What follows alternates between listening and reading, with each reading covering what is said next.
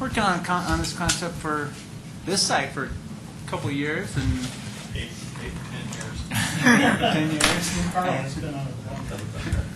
And I'm happy that they're willing to come forward and show it to the board and get feedback from the board and answer any questions you may have. I know we have the property owners here as well. Vic Biella and George Mankick stepped out, but are here as well, and as well as some of the planning commissioners. Very They have good. comments. So I'll ask Gary to come up, and if you want to introduce your team, and then just give your presentation. We have a local team here based out of Boulder. Carl Worthington is with Oz Architecture. He's been helping us with urban planning and design for several projects in Colorado. The one here across the street, and then we've been working with the town of Breckenridge on a project as well with Vail Resorts Development. He helped us out in the past, too. What's that? He helped us out in the past, too. Well, Carl's been a mentor for us in terms of Colorado development. We've got about 9 other projects that we're working on in the U.S. that are similar to this. Different scale, different size, but same components. So as we go through this, if you have any questions, we'll be able to answer this. Jim Sherman joined our team basically in 2009 as a managing director here. We had a managing director from Germany that lived up in Evergreen, and he moved back to New York, so we added Jim as one of our team here locally. And then we've been working with Nancy Blackwood, who's part of Carl's team. She's basically acting as our project manager and timekeeper, so she'll be doing that tonight as well. And then we've been working with basically Dave Orvis in the back from real estate development and negotiation with the landowners.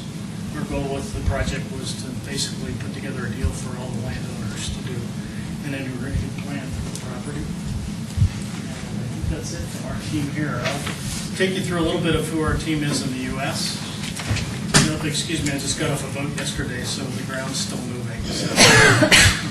So as we go through this, if you have any questions, we'll take that at the end. We've got just a real brief overview for you, and then we'll set aside the balance of the time for any Q&A. Phyllis will grab it. So Explore is the name of our company. It's Explore Ventures. We started as Nike Ventures, and then we spun out. So we were part of basically a lot of the sports and entertainment groups within Nike. Part of our focus was beyond athletic and outdoor and action sports. So as part of Nike Inc., we made acquisitions into some of those other areas. And Explore is really about the sports experience. It's taking a lot of the sports training and a lot of the things that we do as part of that service portion of our business and developing that as a separate standalone brand. Explore was started in 1999 in Colorado, in Boulder. And then we spun into Nike in 2000. We still work with Nike ongoing on different projects, whether they be acquisitions or corporate development. Our development group is really made up of kind of best-in-class sports training folks from around the U.S. Our project team, we've been acting as the project manager. Historically, we aren't the developer. We're a co-developer with typically a residential and mall REIT as partners on most of our projects. Urban planning and design was Oz Worthington and Nancy's support on that. On the retail side, we initially started working on this project with Staubach Retail Services out of Portland and Denver. On this particular site, the development team initially was Simon Property Group, Simon Brand Ventures, and Retail Options out of New York City. Simon is the largest mall REIT in the U.S. and growing rapidly internationally. Economic consultants initially on the project were KPMG Corporate Finance. Alliance Commercial Partners that is based here in Lakewood. They did the adjacency to the Flatirons Mall. And then Mark Knudsen, who actually runs the sports and rec largest center in the western states of Oregon, was an advisor on the project. Legal consultant started out as Tonkin Torp out of Portland, and was also the legal for Nike Inc. It's now K&L Gates.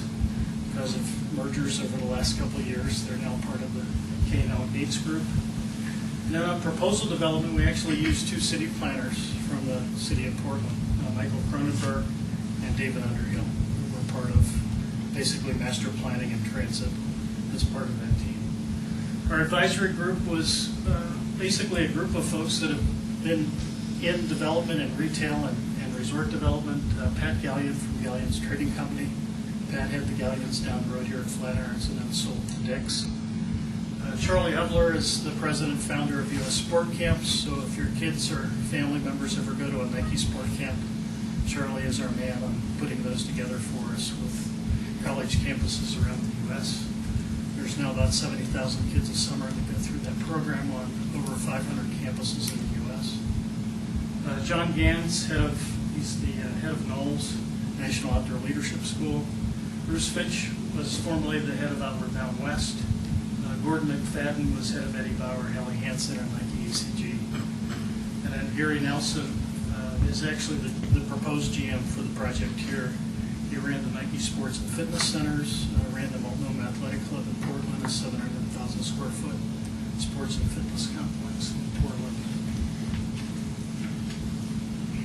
So real quick on the left is me on Nike campus, David Wall, who was the collaborator with Carl on the architecture. Dave was living in Jakarta for 11 years, and now he's back in D.C. We have 3 other members on the left side that handle event management. Carol Hessler is our project CFO. She's based out of Washington, D.C. And Klaus Wagner is basically our investment banker, so he does a lot of our work with the private equity firms that we work with. On the right side is Gary Nelson from Nike Sports and Fitness Centers. A great picture of Carl there. Pat Gallion, he's now moved from Indianapolis to Big Sky, Montana, so he's a little bit closer for this project. Charlie Hubler, second from the bottom. Charlie's based in Marin County in California. And then Jim Sherman, sitting behind me, is based here in Boulder. So what we've been doing with the other projects in the U.S. are all mixed-use developments. They're set up as sports and entertainment district projects. So this particular one is one of the larger ones we're doing from a horizontal development perspective. This one we look at as a 180-acre project. It's about a total $350 million investment for us. Our largest project to date is with Macerich and Avalon Bay in New York. It's called Willits Park, and it's the adjacency to the new City Park in the Bronx. So that's an urban redevelopment project. So what we'll show you today is kind of a horizontal version of what we do. The urban ones are much more vertical, and I've got a photo in here just as a reference to show you how we're doing that project with Macerich and Avalon Bay. So this particular one has 5 basic components. It has community center development, it has sports, it has wellness, education, entertainment, and then the key from an urban planning and design perspective is open space development. So as you look at the master plan for this, about 60% of the development is open space preservation. So it's conversion of open space to parks and rec, super parks and rec as we call it. And it's what we call a mixed-use sports and entertainment district plan. It is a Class A development, so it's meant to be a very commercial long-term environment. It's not a cheap investment for us on the front end, and the partners that we bring to the project all look at these as 50-year environments. So I'll turn this over to Carl. Carl helped us with kind of the urban planning and design. Great, thank you, Gary. Well, pleasure to be back. As you know, we've spent a lot of time together in these meetings over the years. The program has really kind of expanded from the beginning. If you remember, 8-9 years ago, we began with a concept of a downtown. We're, of course, right across the street here. And then Gary and Explore came along, and we began to expand the whole concept to really integrate a town center that's retail, entertainment, housing, above, hotel, hospitality, with this one-of-a-kind, in this situation, sports complex that would bolt on to that gives the 60% of the open space. The basic concept was developing the equivalent of Main Street. That would be almost the same length as the Boulder Earl Street Mall, 4 blocks. And that would be the main commercial shopping street, maybe a theater, Omnimax here, a sports complex here with interior ice, interior soccer training, and Gary has been meeting with the ice center here to try to see how we can combine forces with that, maybe have more than 2 sheets of ice eventually. And there's retail wrapping all the way along Main Street, office or residential above, side streets that also eventually could have retail. So eventually you could actually go way beyond the 250,000 square feet that I think your IGA is hoping for minimum retail. Could go much larger than that over the years, just like a Boulder. There's over 1 million square feet there. It didn't happen in 2 or 3 years, but over the years it matures. And the IGA, I think, has a cap of 2,000 residential units. Whether we'd ever get to that, we're not sure. But that's the aggregate of urban residential, not sprawl subdivision residential. And of course, that was the biggest part of renegotiating the IGA a couple of years, well, back in '03 with Louisville. So the sports center, Main Street, side streets, parking tucked in between the blocks where you don't see it like we've done in Boulder, and almost all of it's tucked underneath. There could even be possibly parking underneath the bigger building. The second floor of the sports building is actually up at almost the level of the upper area of the Biela-Mingkik and the Spicer property, which is up above Biela-Mingkik. As you know, it rises up. And then the soccer fields, terrace, tennis, basketball, wave pool. Gary's got even a new version now that's a circular, continuous wave pool for surfing. That would be part of it. Potential Olympic kayaking. Try to reactivate the upper lake that Weinstein filled in, and see if we can take water down the hill, whitewater rapids coming down, and then a kind of an escalator that takes everything back up to the top lake. We have discussions underway with WEDAs, and they are flexible to maybe, instead of doing the 4 office buildings, they have their existing building there now, to say they'd like to be a part of the whole campus, and there might possibly be some high-end residential that comes over the face of the knoll, dropping down into the town center there, possibly George Mingkik Senior housing that he's talked about for years. Originally, this was the symbol for his senior housing that he wants to do, but we've been talking about what if it moved over onto this knoll here rather than there. So tonight the plan is still conceptual, but it's really a big idea of creating a destination nationally, not just another little town center. This would be one of a kind in America. And then a velodrome located down here on the Anderson land. A buffer, a linear park. You have a setback of 300 feet all the way along Coal Creek there, which we would respect, and maybe have a linear park that goes along there, and the sports facilities, track and field, would be lower down, so the people in Rock Creek are actually looking out over the green open space, still to the views of the mountains. As you know, your general plan has talked about taking Marshall Road, coming down, taking it all the way here into Coal Creek at this location, but there's also been discussion to see if there's a way to connect it to 88. So you really begin to link the whole new ConocoPhillips research campus is literally right across the street. And as you know, there's already, right here next to the cemetery, there's already an underpass for bicycle that could be expanded, and that links to Vista Hospital and so on. So eventually, this is almost the surrogate downtown for the 12,000 campus for ConocoPhillips, even though it's across the road in Louisville. And they've expressed interest in this huge sports project here that really complements what they're doing. They may not have to do as much on their own side of the campus. Working with Jim Brosovitz and Drexel Burrell over the years, we've tried to reconfigure the floodplain. Originally it was about 23 acres, but we think by creating these nice ponds, sort of bathtubs, that we can actually compact those and save almost 10 acres of real estate to put into the downtown, so that it's not mostly floodplain and a little downtown. It's more of that. Major hotel site up here on the corner is preserved, and as you know, you bought the 10 acres from Mingkik this last year. If we move the ice center down and include that here, that opens us back up for high-end commercial real estate up in the commercial district there, and then the road would come down and go across the bridge. So this is kind of the big vision of the site plan. Whoops, Gary, I thought we were going forward. We're going backwards. Oh, this one. Okay, there we go. Yeah.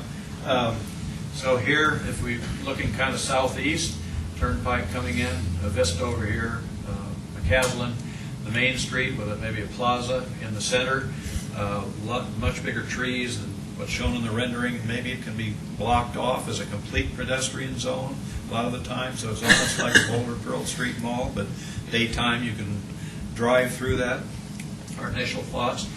And one of the big ideas is to actually possibly create an architectural vernacular where this is more like you're going to a resort. You're not really going to a regular Midwest downtown. And we think that thematically can really be a strong draw from people all over the country. Here you have the sports pavilion, the soccer fields, the velodrome, housing, and second, third levels, office and or residential.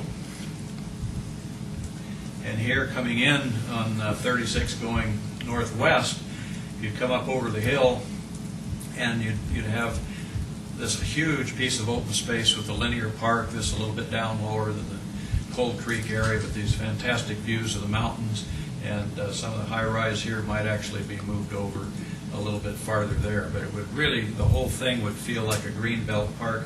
And of course we have the golf course right across the street, so now they really begin to blend together with the lakes farther down instead of the back end of big box stores. And these are from obviously many other projects, but we're exploring different architectural vernaculars, like a lot of our mountain resorts that would give a really unique kind of character with this coming down maybe the hill from where Awida is. So there are a lot of different kind of vernaculars, but it's different than just a rectangular downtown that we think might have a tremendous amount of appeal. And then the plaza, this haven't really finished the rendering here, but with retail on almost all the lower levels, office and residential above.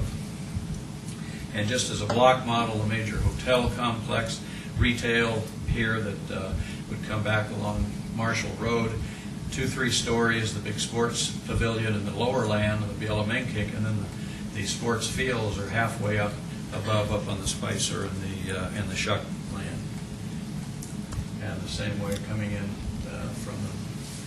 going to the northwest. So with that, I'll turn it back to Gary and kind of talk about the parts and the sub-developers that want to come in, one wanting to do residential, another one wanting to do the retail, and they're all really national standard sub-developers that would come in and take parts of it. So Gary, why don't you pick up there and touch on that? The way we've been developing these is trying to have the same large REITs as partners for all the projects, so to keep the financing simple. So our two primary mall REITs are Simon Property Group and Macerich. We call it kind of last man standing right now from a REIT perspective. On the residential side, we've been working with basically Avalon Bay, and then we're starting to, in early discussions with several other groups that are primarily what I'll call residential REITs. Avanti Properties out of Florida that does a lot of mixed-use projects of this scale. And then Macerich in particular, because the other projects they have us doing in other states with them are 2,000 to 3,000 acre projects that are residential development with this as part of the community development. So instead of building a community around a golf course, we're becoming the core component for the sports and recreation. So in this context of this plan, the lodging partner for this site is Starwood Capital and Starwood Hotels and Resorts. We've been working with them since '03 and on a couple other projects in the U.S. The concept for this site is kind of a high country W, if you're familiar with their W hotels, but it's taking it into a different design vernacular, similar to what Carl talked about. In the case of the downtown piece of this, we're working with two primary residential partners, Avalon Bay being the largest REIT out there on the residential side and most financially viable today, and then locally Trammell Pro Residentials are our partner for the mixed-use development. So they've been doing projects up and down the corridor here. They've been doing projects in Denver. This would be a more upscale project for them in terms of development. From a standpoint of the sports and recreation and fitness component of this, it's basically part of our private equity piece. So instead of doing a DICS or an REI, part of what we're doing here is developing a new sports and fitness complex that will compete with like a Lifetime Fitness. It'll be basically a new entity for us that eventually someday will be a public entity, but right now it's a private entity. We've had Drexel Burrell do just really a top-line assessment for us based on Carl's urban planning and design for infrastructure finance. So a key part of our investor piece of the puzzle was looking at what it's going to take to get all the roads and infrastructure and power into the center. The estimate, top-line estimate, which was really a general estimate, was about $26 million for infrastructure. When we look at the land for this project, it's about a $24 million land investment for us with all the owners. So we're looking at approximately about a $50 million investment in infrastructure and land. The phases of development, from our perspective, are really kind of Main Street is first for us to get the Main Street portion of this in. First floor is all retail residential to achieve our. Do you have a pointer? Some people might be watching on television, so if you can be close to the mic and use the pointer. So the Main Street is kind of phase one here. So all the first floor on that is retail, restaurant, tenants. So the core 250,000 square feet really happens in this Main Street. All the back streets are set up to really be a combination of retail and/or office, first floor, other commercial uses. And then the 3 floors above these main streets are set up for residential. As we get into the phase 2 development of this, phase 1 in this portion is also the lodging component here. So Starwood comes in basically with a local partner. Starwood's model used to be a REIT model. Now they're more of a fee-based company. So they're moving from 80% REIT to 80% fees. So they're basically becoming a franchisor. What's that first word using? REAP? REIT. Real Estate Investment Trust. Real Estate Investment Trust. Thank you. Sorry. It's a bad investment. So as we go through this, part of this is phase 1, getting the lodging in is phase 1, and then the key for us is the sports and fitness center, because it becomes the access point for the campus. So it becomes where basically we can accommodate up to 10,000 members through a facility of this size.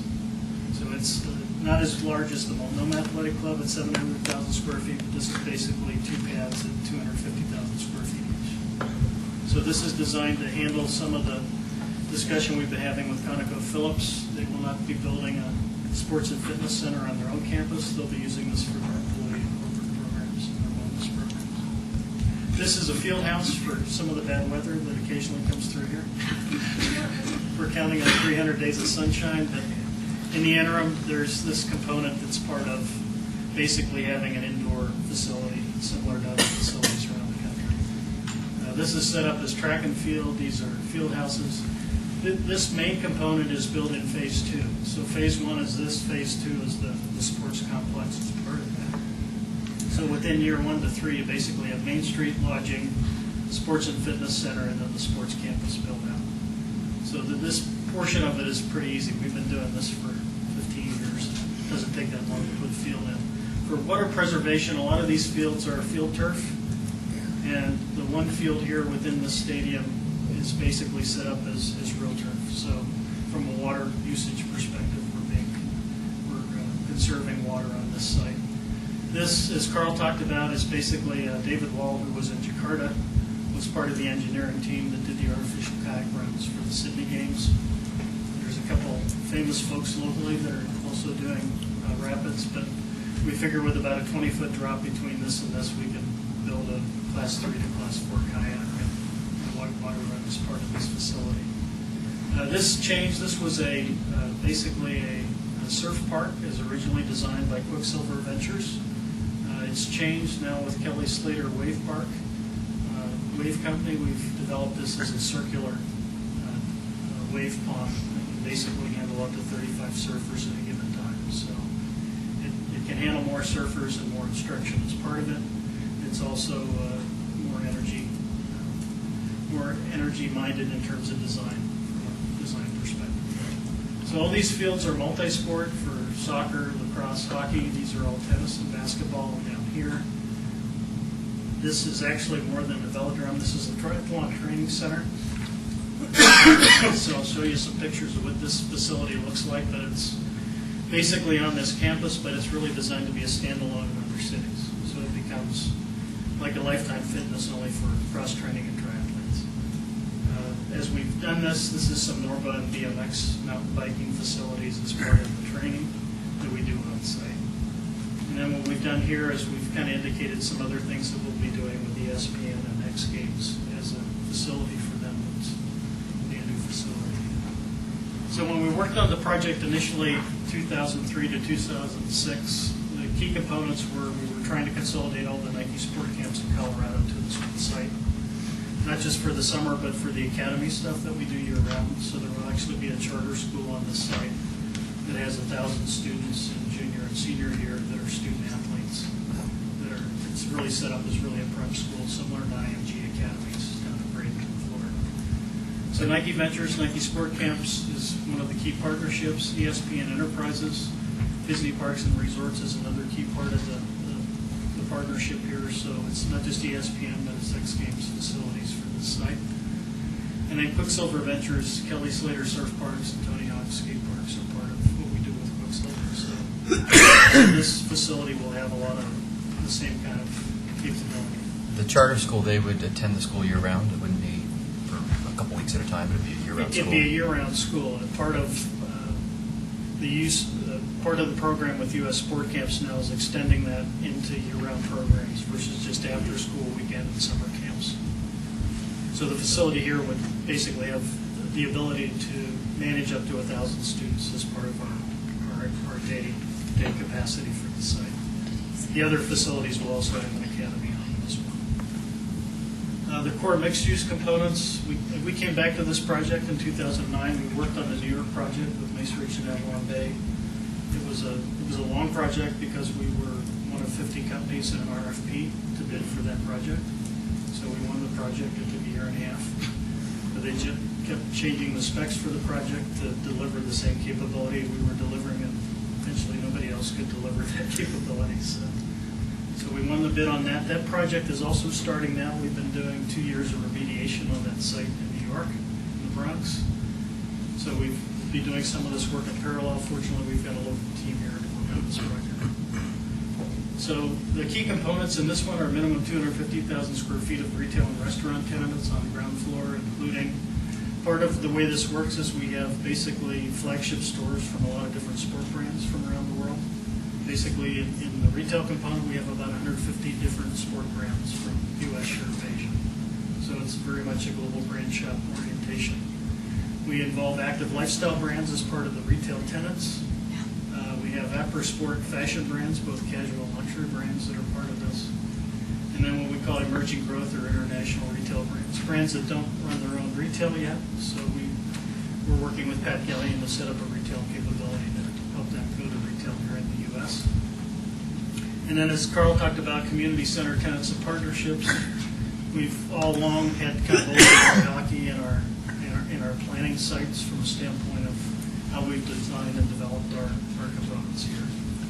So as we've looked at this, we've kind of planned this to do up to 1,500 1 to 2 bedroom kind of lodge units in that vernacular that Carl showed you. 2 to 3 bedroom explored, what we call townhouse and penthouse units. Up to 50 3 to 4 bedroom explored upscale single family homes, which is what we kind of flagged for that Owita property on the hill.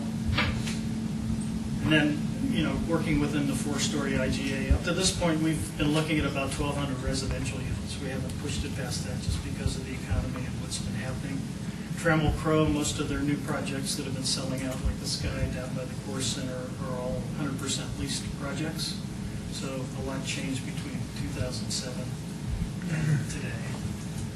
And then, of course, we've kind of plotted into this kind of a mid-rise senior and wellness condo towers. So that's a key component that could be part of phase 2 or phase 3 as we develop the site. This is a little bit a look of what the W wants to do here. This is actually a look at something very similar to what they've done in the Sonoma Valley. But in terms of development, again, trying to work in terms of what Carl's identified. So this particular property here will compete with the St. Julian and Boulder, and it will compete with the Four Seasons in Denver. This was some early renderings in terms of what you would see from the sports complex looking basically north. So if you're standing on any of the soccer fields, this is kind of what you see in terms of that sports and fitness center. So this was kind of working with Gary Nelson at Nike and the team there and saying if we had the Bo Jackson and Lance Armstrong Fitness Center to do all over again, what would it look like? So that's what this project became. So this will be an entity on this site that's kind of the core hub for all the sports and fitness activities, and again, handle up to 10,000 members as part of it. This is a little bit of the profile you'll see from the highway. So again, we're trying to design stuff that's pretty low profile and, more interesting design-wise, that looks a little bit more natural and lodge-like and more high country-like. This was the original plan and still is the plan for the first floor of the Sports and Fitness Center. So this is a 250,000 square foot pad. So what you're seeing here are the 2 sheets of ice that we've been in discussion, more recently again with Boulder Valley. The only upgrade to the plan may be they've been talking about 2 sheets of ice and the potential to add another 2 sheets as an adjacency to that. So we'd have 4 sheets of ice for the program. We need at least 1 sheet just for the sports camp programs that we run. Nike used to own Bauer Hockey. We sold that off and bought Umbro and Hurley and a few other brands that were higher growth. So as we got into this, we don't have the connection like we did to the hockey business, but the Boulder Valley guys do as part of their program. And it's got a full aquatics center, diving, instruction pool, paddy diving training for kids down to 8 years old, seal level. These are set up as basically retail and pro shops. And then all your locker rooms are here. Let's see, could you use a pointer? Yeah. Sorry. Locker rooms are here. You've got all your pro shops and retail here. This is kind of camp registration rooms, and then these are other locker rooms for purposes of programs and events. Just, you have the pool there. How big is that? This is an Olympic-sized pool, 8-lane, so it's full size. It's got the ability to have the floor and size change, similar to what we did with the Lance Armstrong building on Nike campus. So it can be reconfigured for different activities. This is the second floor, so there's kind of an open atrium area, sealed obviously over the aquatic center. And you basically have a lot of your cardio equipment. You've got a climbing gym in here. You've got a cafe, kitchen on site, some of the indoor courts. And then these become basically women's dry locker rooms, men equipment storage. There's a day spa in here. There's a youth center. We call it a youth center. It's actually where you can drop your kids off so you can have a good time and relax. Office, fitness assessment. A key part of what we do with all our sports training is fitness assessment on the front end. So before you get into any program, you come through this office. And we basically have fitness studios here that are part of kind of custom programs, Pilates and yoga. So what you've basically got is you've got 500,000 square feet, where if you've seen a lifestyle fitness center recently, those are about 100 to 110,000 square feet. So it's a big facility, smaller than the Multnomah Athletic Club, but big enough to handle 10,000 members. This is the basically the triathlon training center. That's kind of the southernmost tip of the property, as Carl showed you. So it's using kind of a Tedlar roofing system similar to the airport in Denver. Lets a lot of great light in. And for purposes of this design, the main building houses both a velodrome, Olympic size. Inside is a pool area, and then there's track facilities around this and adjacent to this building. These are all set up as sports med and sports rehab facilities, and we've even got some mixed-use applications in here for athletes that want to come in and train for a period of time. So this particular building, again, is on this site, but we've got plans to just spin this off to other sites as a standalone. It's about a 5-acre, $2.5 million investment, so it's a very efficient building to spin out for triathlon training. That's what it looks like at night. So as you come over the hill, it's kind of dramatically lit. It doesn't light up the neighborhood next to it, but it looks pretty cool coming over the hill. This gives you a little bit of the relief drawing in terms of scale and size. Those are people there. Just to give you a sense of scale and size. And this gives you a little bit of a sense of the inside. An Olympic-sized velodrome track is pretty good size. What's been done differently in this one is we've put basically a training pool, lap pool, inside this facility. And then we've got some sports nutrition stuff and sports rehab that we do as part of this facility. So there's kind of a cool cafe in there that's all driven around sports nutrition. This gives you a little bit of a sense of what Pat Gallion does, what he does, the next generation Gallions or Dicks. So this is kind of like REI and Dicks on steroids. So it's basically creating a new retail center that the first floor in a lot of this are, and this is a part of the Main Street design on the flip side, is basically it houses a lot of the retail sponsors and tenants that we have for the sports park. So people like Quicksilver and the North Face and players like that are also sponsors for the sports park, have larger flagship retail stores in this building. So they're, instead of having a 5,000 square foot store, these are 10,000 square foot flagship stores. And then instead of just one peak outside, there's a bunch of peaks because we're going to be doing a lot of climbing and training at this site as well. Is that balloon going to make it over? Yeah. This one actually lands in my front yard every weekend, just north of Haystack Mountain. So as we do this, I think, part of this is, we're creating a new community center, but there's also very much an active lifestyle orientation in what we're doing on the community development side. So all the projects that we've been working on, I'll just flip ahead, I'll let Nancy kind of address this, but this gives you a sense of the Willis Park project in New York. So this is an urban redevelopment project for us. So we started this in basically 05, 06 when we were working on this project. We didn't have all the IGA approvals for mixed-use development, so we moved on to this one. This one took 2 years to get through RFP and development. What we did on this one was we took a lot of the sports and fitness stuff and used the upper roofs as part of the facilities. So the retail is here. A lot of the sports and fitness facilities are using the rooftop facilities as part of this. Here, I mentioned about library and City Hall. Yeah, the things we've been talking to Matt about in terms of the community components for this are, and in all these, we're incorporating basically a town center environment. So as you look at Main Street in Phase 1, part of what Matt expressed interest in was moving the town center and then having a library specific to Superior as part of the development plan. So as we looked at this, this will mostly be retail and restaurant on these sites, but all these adjacent sites, all these adjacent paths would be available to do library and town center components as part of that. We've got this set up as an entertainment center. When we have 1,000 kids on campus, we need a place for them to play on site so we're not losing them and getting their parents all upset. So a big part of this is we'll have like an Apple camp in here, which is a new concept for them. If you've been to an Apple store, they have a small section in the store where you can learn stuff. Well, we'll have this whole thing here is an Apple camp. So you can come and learn anything digital. You can also buy product, but it's set up really as part of their educational component. Where's the housing for the charter students? We've set that up basically, the top floor of this building, there's 2 stories that are basically that 500,000 square foot facility. The top floor of this is set up as the academy. And what age are these students? They're set up primarily as junior and senior high. So it's modeled after the IMG academies. The 2 advisors we had on this used to run the IMG, the Bradenton, Florida academies. So it could take on a couple other grades, but we think just junior and senior, we're going to max out at 1,000 students in Colorado.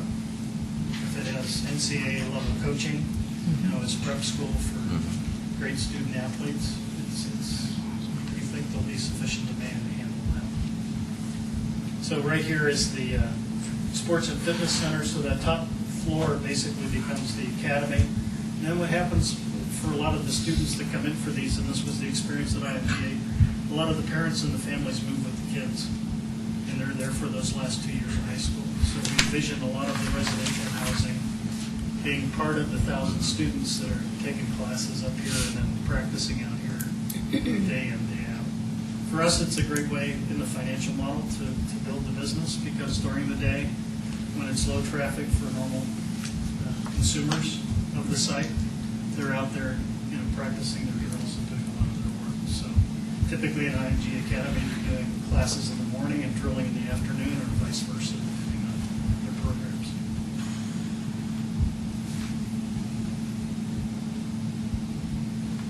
So our Our uses are similar from site to site, and our REIT, real estate investment trust partners, are similar site to site. What's a little bit different about this one is having partners like this on the lodging side. So Starwood Capital is a large private equity fund, and then Starwood Hotels and Resorts is the entity that we'll be working with primarily on the property that's designed here. If you've ever been up to Bachelor Gulch, they had an opportunity to be the Ritz-Carlton up there, but they hadn't done this concept yet. So when the group was in the planning and discussion phase, at that point in time, Starwood Hotels and Resorts didn't have a high country W concept pitch. So as part of this, we'll have a high country W concept built for this site.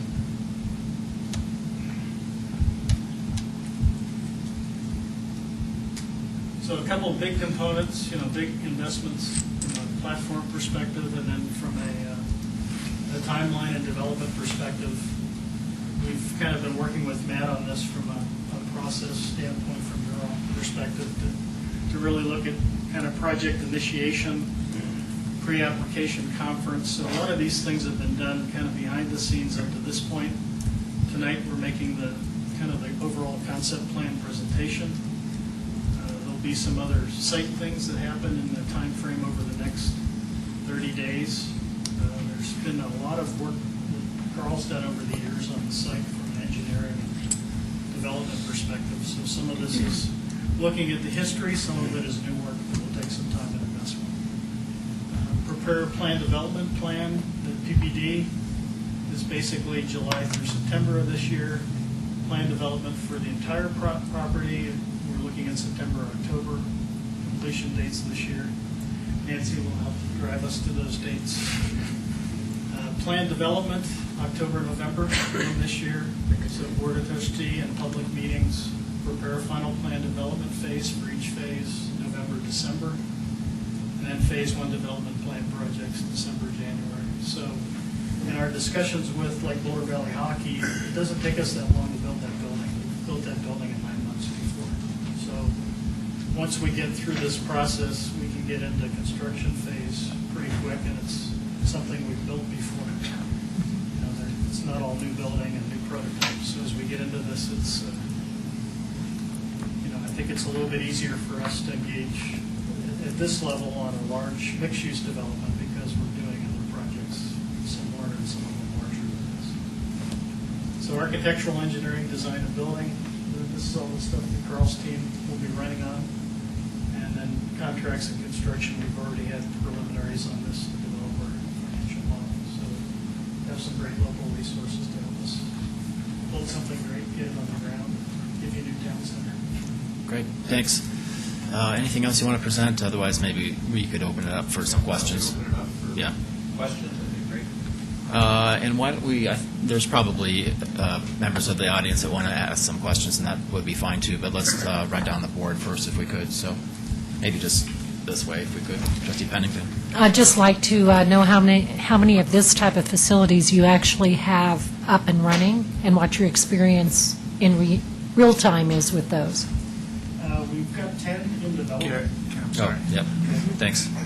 Yeah, we have 10 in some phase of development at this stage. None of them are opened. We started the project work in '03, so it typically takes 5 to 10 years to get projects of this scale on the ground.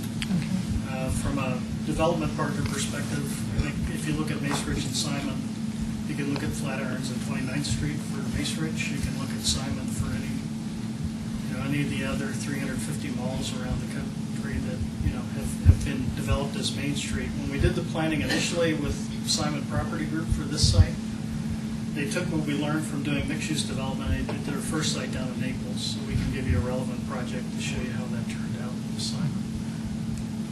So the mixed-use sports and entertainment center side of this we've been doing on college campuses for 15 years. So the facility side of this is a known for us. We know how to program those and run them profitably. Most of the build-out has been in partnership with athletic directors on college campuses. So up to this point in time, we've been leasing space on college campuses. Okay. Liam? So I know our time is short, and I would like to hear from the audience as well. So I don't have a question necessarily, but a comment to make. I'm in a major dilemma right now. I always thought that in 5 or 6 years, when we're empty nesters, we'll retire in somewhere near the coast. But after seeing this, I may retire in Superior forever. So I think this is a fantastic opportunity for us. I love it. I look forward to having more conversations with you. I'm not afraid to say that I'm 100% behind it. So thank you for your presentation. I was thinking the same thing. I was planning on retiring somewhere else, nice and warm. But I'm a big fitness buff, and I, for myself, envision retiring somewhere where I can, enjoy fitness when I get older. So I think that is a great plan. But I do have a couple questions. I was kind of wondering, what about the transit component? Do you have any plans for how do you want to connect into, say, the light rail that would be nearby, or any kind of bus system? What are your plans there? Yeah, Carl's been more conversant on that. I think the only thing we've done additive to these projects based on a relationship with Revolution, they own Zipcar, so we've looked at having car sharing as part of all these facilities. It's more important in an urban environment, but if it's equally important in a suburban environment, it's a piece of the puzzle that we can add to the facility. Excuse me, facility in terms of development. The timing, I think, is actually quite interesting right now because CDOT is working, on Highway 36, and they have some very grand plans. George Menkake, Jim Brosowitz, and I have been to quite a few of those meetings to just kind of hold our place in it and see what's happening. In the real big vision, it would be nice if somehow with 36 coming, we could have a stop somehow near the town center. Right now, it's across the road over by the theater, and I think Matt said maybe that's fixed, maybe it is, maybe there's a double way to do it. I don't know.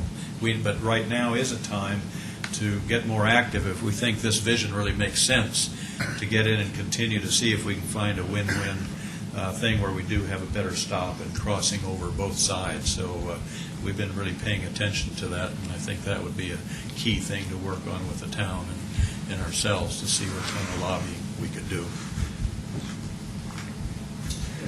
Two of our advisors, as I mentioned earlier, were with the Portland Development Commission. So if you look at rail transit, light rail, they've taken that thinking into all the projects we've been working on too. So I think for this site, it's connecting to whatever is available in the corridor, but also looking at car sharing and other things that are more current in terms of opportunity to limit traffic and limit cars on the site. Well, let me also mentioned, as you know, I helped start a lot of the Boulder Greenbelt programs in the 60s and so on. Today we're the #1 bicycle city in America, and that happened because we had a dream and we went after it. You're right there with all of your open space. So I think what we've done in Boulder, we now have over 54% non-auto riderships. And everybody said that was impossible 30, 40 years ago when we started this. You've got the opportunity to piggyback on that. And I think the key about this whole campus in your downtown, it's pedestrian oriented, and it's connected to all of your bikeways, the back road coming up through Cold Creek here that nobody has to get on a McCaslin coming from Cold Creek to get there. Kids, neighbors will have bikeways and so on. So that's part of the mix. Part of it's the light rail, seeing what we can do to enhance that. So it's a one-stop, get off and walk and have a beer, and vice versa, then the bicycle, pedestrian, kids can move around town without using the road. So that's a big part of this philosophy. And then one other question. I'm wondering how you're incorporating the Cold Creek corridor. The river itself, or the stream itself. Yeah, not the road. The creek, the path. Yeah, how that is incorporated into this property. Well, it's really here. Let's go back to the rendering. I think that actually. Let's see how that here. looks. Yeah, we can look at this. Yeah, I mean here we are right now in City Hall. Here's the creek, Cold Creek coming through. this will still remain, 20-some acres of wetlands and habitat, ducks. These ponds will be wet ponds. They're not just dry basins, so that you're looking from the golf course, driving through here, you're looking down on this beautiful kind of water area with wildlife and so on. And quite a bit of this, to the edges of our buildings, will be floodplain. So you won't want to have any physical development there other than maybe some parking here and there, recreation. Could have tennis courts for the hotel, things like that. So that's a major piece of the trail system going through. And then from there, you peel off and you go north-south to get into all of the other trail networks. So I think it's really a huge piece of habitat and pruning up some of the trees so you get a little more vista through them, make it beautiful, and you got the water and so on. So that's really a centerpiece. The hotel looks right out onto that, and so does the north end of the downtown. Okay. That's all right. I'm just going to pass just so there's time. So, Trustees Comments. I'll try to keep it short. So it sounds like everything about this place is related to lifestyle and active activities, and I'm wondering if that's, what does that bring for sort of how do we attract people who aren't, a more diversified group of people, not just the bikers and the people who are relatives of the students who are training, like in Colorado Springs or wherever they're training, and all that sort of thing. And Going to have beer. and so how is it at all diversified in that respect? And then so what percent of this is tax paying versus not tax paying? And then the last question, I guess, is why here? Good questions. I think when we designed these, when we worked with the Avalon Bays and the Trammell Crows of the world, they've looked at this as a property for lifelong health and fitness. They call it LOHAS here in Boulder, but it's really looking at what people need to do to live long, healthy lives. And regardless of activity level, this is not meant to be an elite fitness complex. Maybe that's what got emphasized. So maybe you can talk a little bit about the less elite. Yeah, I think to the extent that you've got 1,000 students on this campus that are probably the best high school athletes in their region, is probably 1/10 of the component of the rest of the athletes. This is really designed to be kind of a super Parks and Rec center to work with the rest of Boulder Valley Parks and Rec. So when we designed the components for this site, we did an audit early on with Boulder Parks and Rec about what facilities were needed as part of expansion, what facilities were tired and needed renovation. So in each of the sites that we've done, it's a different component in terms of the sports campus. I think fundamentally from addressing the long-term needs of the community, it was really designed with a view to, as we do phases, we have paths that can be changed out to accommodate other lifestyles within it. Some of the other tenants that we've got coming into this are people like Viking, who have a thing called Viking cooking schools. So you've got a range of other cultural and community things beyond sport. Just as the Apple Camp on this site is very unique to this site and very unique to the other sites we're doing in terms of kind of the education and community aspects of the town. And then I think while we picked this here, we did homework on where the best consumer demographics were for these kinds of developments. And this was one of 10 in the U.S. that scored really high. So we started down in Park Meadows and we worked our way up in terms of site selection. So, we had opportunities to do adjacencies early on, adjacent to Park Meadows on this. And we kind of liked the location of this between Boulder and Denver. And we also thought this was probably one of the last really cool Class A retail parcels in Boulder County, and it'd be kind of nice to green it up versus going the other direction.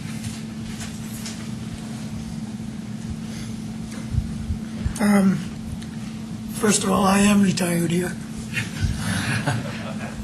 And I am excited about this. When we've talked about town center vision in the past, I've always envisioned for Superior something that grew upon the Coal Creek Trail, the biking, and the athletic stuff that's here, making that our signature. So this really meshes with my dream. I'm thrilled by this. Just wanted to let you know that. I'd like to see it happen. I've got a bike race that goes on down locally. It'd be fun to stage out of here. That would be awesome. That's all, that's my comment, that's all I'd like to say. Just one quick question. You mentioned ConocoPhillips a couple times. Is the success of any of this dependent on ConocoPhillips reaching a certain level of development on their campus? I think some of the Phase 3 build-out for our facilities, may need to accommodate them from a residential perspective. They've expressed interest in the residential component for their employees. So I think as we go through this, the campus itself will handle 10,000 members. So on any given day, I don't think we'll meet our surge rate on that. But I think the residential is the only component that might be somewhat constrained depending on how many employees they bring in and where they want to live. With this right across the street from their corporate center, it may be very attractive for them to jump into this. So we're anticipating, some of the sports academy families, moving to this locally, but predominantly it's meant to be a community access, very inclusive community design development. Okay. Let's see, I think we can probably run over just a few minutes in case there's, maybe I'll take, if there's questions from planning commission members and then public comments.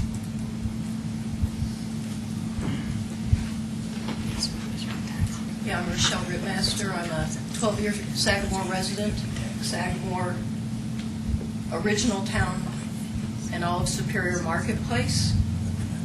Currently has to flow into one intersection, and from what I can see, almost the entire egress that's going to be for McCaslin is going to be at the same intersection. So have you planned other aspects of northbound McCaslin egress to draw away from there? Because I couldn't tell from the... Go back to that illustrative plan. Yeah, if I might, stand in front of you.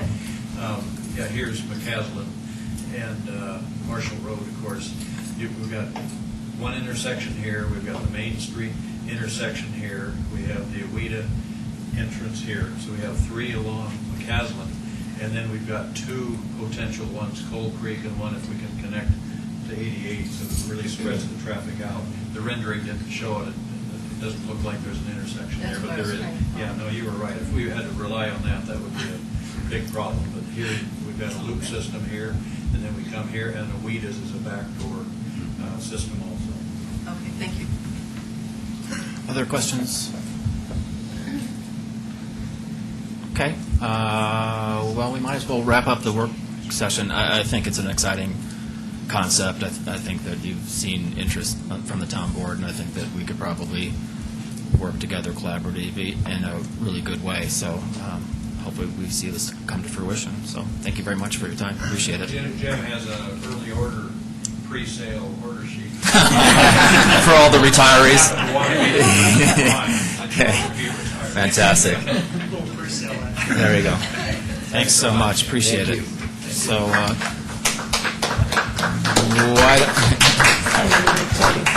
I'm not sure I've actually heard applause ever before a developer. We won't take it seriously. All right, so let's take a few minutes just so if anybody wants to clear out, that would be fine.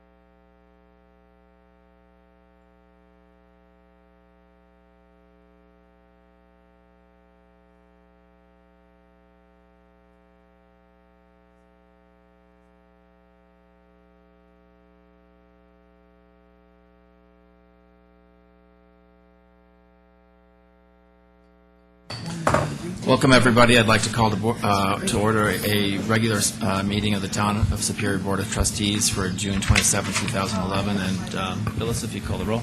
Okay. Mayor Andrew Mickle, Here. Mayor Pro Tem Elia Gregoris. He's here. Trustees Joe Sorelli. Here. Chris Hansen. Here. Sandy Pennington. Here. Lisa Schumacher. Here. Deborah Williams. Here. Town Manager Matt Magley. Here. Town Attorney Kendra Carberry. Here. Town Clerk Phyllis Harden. Great, thanks. Just as an FYI, there's a change to tonight's meeting agenda. So under the consent agenda, which is item 7E, that's actually been moved to 8. So that's being removed from the consent agenda.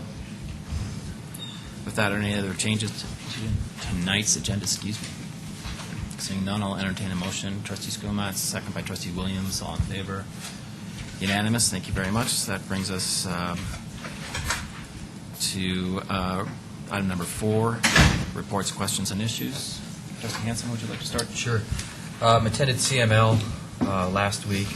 Beautiful weather up there. Some great breakout classes that we went to. And I would suggest that we get together again as a board like we did last year to review and debrief, because there was some really good information that flowed.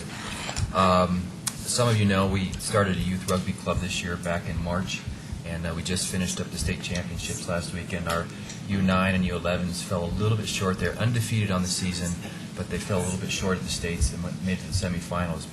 But our U7s went to the championship and took second in the state, so we're quite excited about our young All right. club. Congratulations. So, thank you. That's it. Okay. Trustee Cirilli?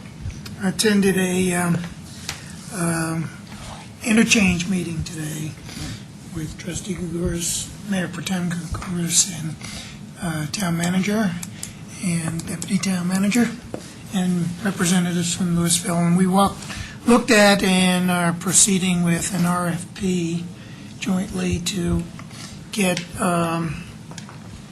consultants. We're looking for national consultants to review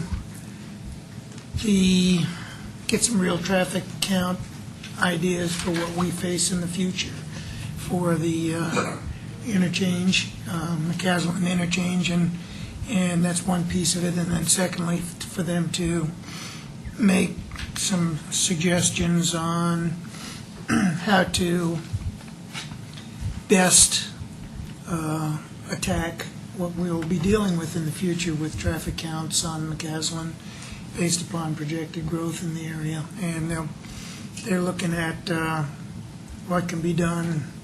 We're hoping they can come up with suggestions on what can be done locally between we and Louisville to improve our connections, and also look for, make recommendations regarding interchange solutions, either what's on the table now, the double left, or what CDOT's been interested in is the diverging double diamond. And then what we've also asked for them to look at potentially is a third out-of-the-box idea that's basically the way it's defined in the draft scope. And so this should be going forth in not too distant future, and we would be looking for, after award, some kind of report back to us in 4 to 6 months so that we can be moving. So will they be, just so I understand, so this is a traffic modeling and traffic volume Yeah, study? that's one part of it. And then the second part is to take that data, look at what we have around here and what possible solutions may be viable for us, for both sides. I wonder if it would make sense, and perhaps Louisville isn't interested in this, but to see what the traffic counts would be like from South Boulder Road up to 128, to analyze the whole McCaslin throughway there. I'm trying to remember how it's put together and whether that's part of the big picture or not. It's sort of, I think the big picture was the interchange to Campus Drive. Yeah. And not necessarily 128, because then that gets into the interlocking stuff. So, but it certainly, since we have a joint dinner meeting tomorrow night, might be worth raising that question and seeing. One thing they don't want it to do is, and we kind of all agree, is we can't fight the fights on what counts really are realistic and what aren't. We kind of have to use the DRCOG data and, go with that, because otherwise we'd be having a study go for 2 years and not proceeding. If I could just add maybe Yeah. what the RFP actually looks like and just read it straight from the proposal. It says that the City of Louisville, jointly with the Town of Superior and CDOT, is seeking a multi-discipline transportation planning and engineering team to conduct a DRCOG sub-regional traffic modeling, so that's one thing, transportation analysis, and conceptual design for the US 36 and McCaslin Boulevard interchange. So that's the And this is not released, it's just drafted, where we're at, and they are looking national. looking for nationally recognized firms to participate in this. So I'll come back to this, but I had a meeting today with CDOT director, and they're interested in trying to do some traffic modeling up to 128, and said that they would do some analysis there. So it doesn't sound like the CDOT director actually knows of this potential RFP that CDOT is signing. So, Well, I think they do know because they're contributing some funding to it. Yeah, I don't think they know the particulars of the RFP. okay. But, yeah, but apparently, our staffs have been working with CDOT, but again, and another potentially maybe valuable, but also potentially confusing, is the build-out of 36 possibly happening at the same time. And, so we just have to work with that and do the best we can with it. But it's a big step forward in getting off the dime again. Yeah. Well, it'd be good if we could somehow coordinate. We'll follow up If you could follow up with our with- contacts at CDOT. Yeah, okay. And where's all the funding coming from, other than CDOT? We split with split it, Louisville and then 50/50. Yeah, and then CDOT Louisville, fees, Superior, and CDOT. and CDOT. Did And- CDOT, CDOT didn't sign anything saying here's funding. did they commit to a certain dollar? $20,000. 20,000. $20,000? Trustee Skomatz? And maybe this is all grander than the question I have, but where does our exit come in this plan? The Northeast Loop, well, given that Louisville is absolutely opposed to it, unless this study was to drive that home as the only feasible alternative, I doubt that that's going to happen, unless we insist upon it, in which we'll be at a stalemate then. So is this a way to divert attention from that? No, CDOT's not in favor of the Northeast Loop, and so it's kind of recognizing, it's not to divert attention, it's to figure out best solution. And that's why the RFP on the concept design has a third yet-to-be-determined design that this national firm will come up with. So they're going to look at the double lap that's included in the FEIS, and then they're going to look at the diverging diamond, which CDOT likes, and then they're going to look at everything and come up with a design, a third alternative on their own. And given that, there's also other possibilities that might work with it, like, there's been talk about a connection from Dahlia to Town Center under 36 when that was further developed and risen or whatever, and then Louisville has a concept of a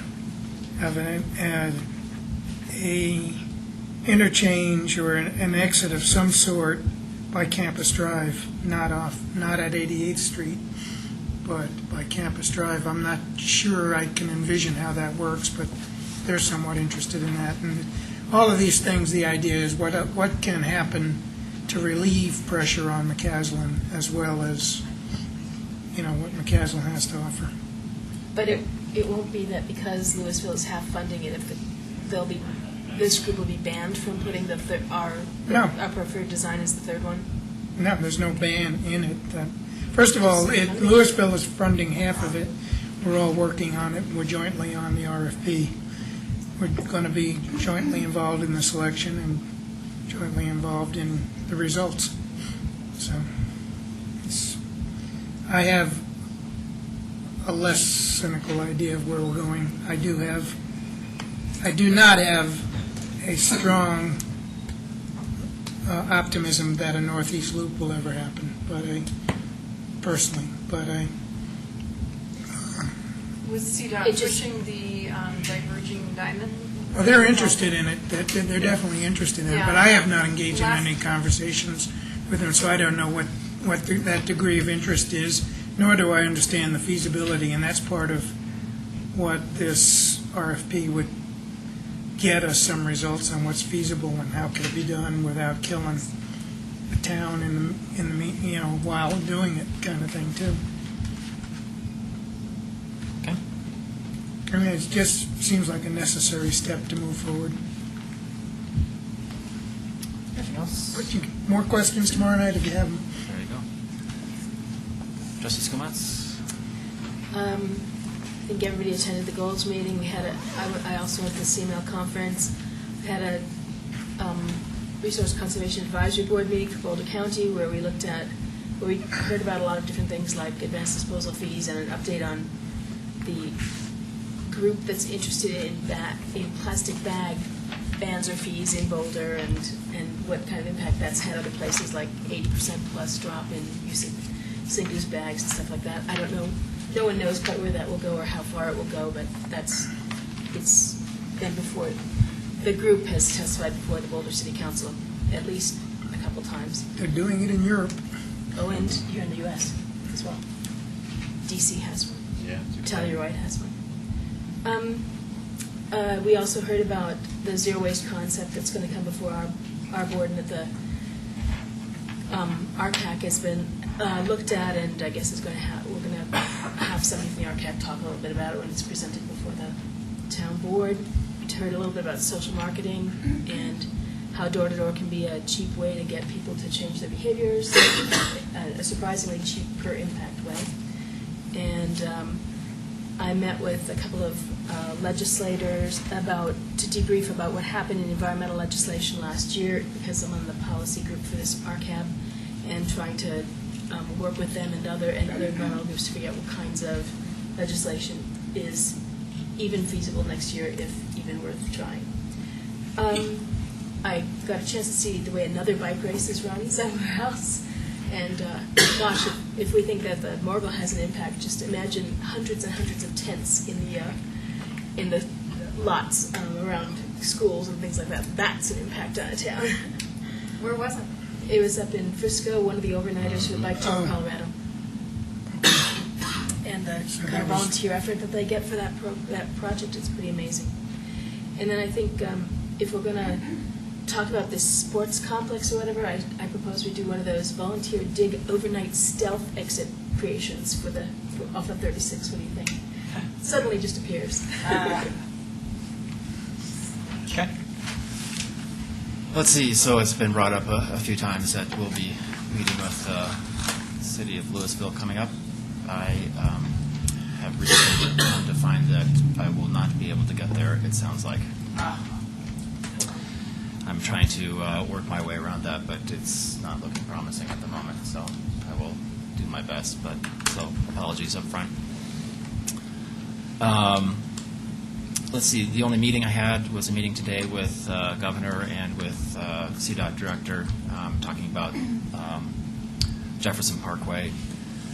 And in attendance was Jefferson County, Arvada, City of Boulder, Boulder County, City and County of Broomfield, and Golden. And I would say that it was an interesting meeting. I presented our concerns that we spent plenty of time talking about, so that they're clear about that. Golden presented their concerns and specifically funding. They're looking for $45 million worth of funding from the Parkway to do abatement through their community. So, not sure that wasn't necessarily well received from Jefferson Parkway, but Oh, well. There goes the tolls. yeah. So I would say, and I might be reading too much into this, but it appears that the governor and the CDOT director are interested in having the Jefferson Parkway go through. So just as some forewarning that we're going to be steaming against some headwind here, I suspect, in the near future. So that's all I had. Trustee Williams?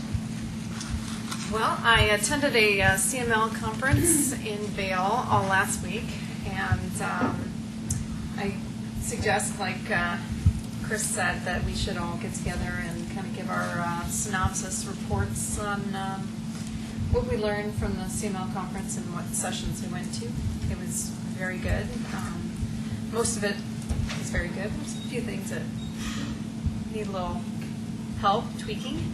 A lot of kind of repeat from the year before, but sometimes that kind of helps you remember what is out there, what are the new things that are happening in municipalities. And I also attended the grand opening of the 3 parks, which is really not the actual name of it yet, but it's the bike park, the dog park, and the disc golf. And I was very, very impressed with our Parks and Rec department. So I thank them for pulling that off for the entire park, as well as the nice little event that we had, the grand opening. I'm very happy with how the amenities came together in a minimally impacted footprint on the open space and wildlife corridor. So it was kind of a somewhat painful process to come to fruition, but I thought it was worth the extra work to fight to maintain the open space and protect the creek corridor. So I'm very happy with the end result. I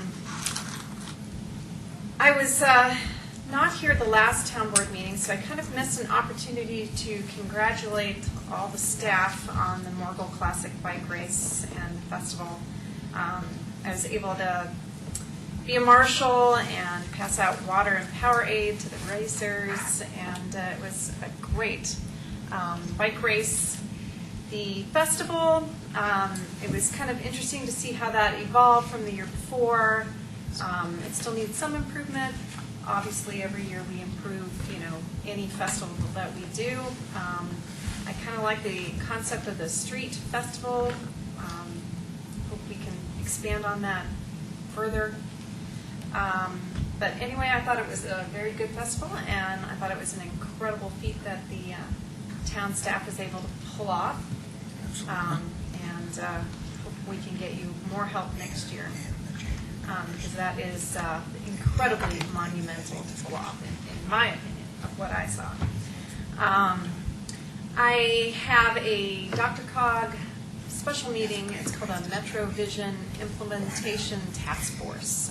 It's this Wednesday, and it's part of our 2011-2012 strategic plan that we approved at our May board meeting. And so I'll be attending that first thing Wednesday morning, and there's also, as Mayor Muckle mentioned, we have another meeting tomorrow night with the city of Louisville and our town board, and that should do it.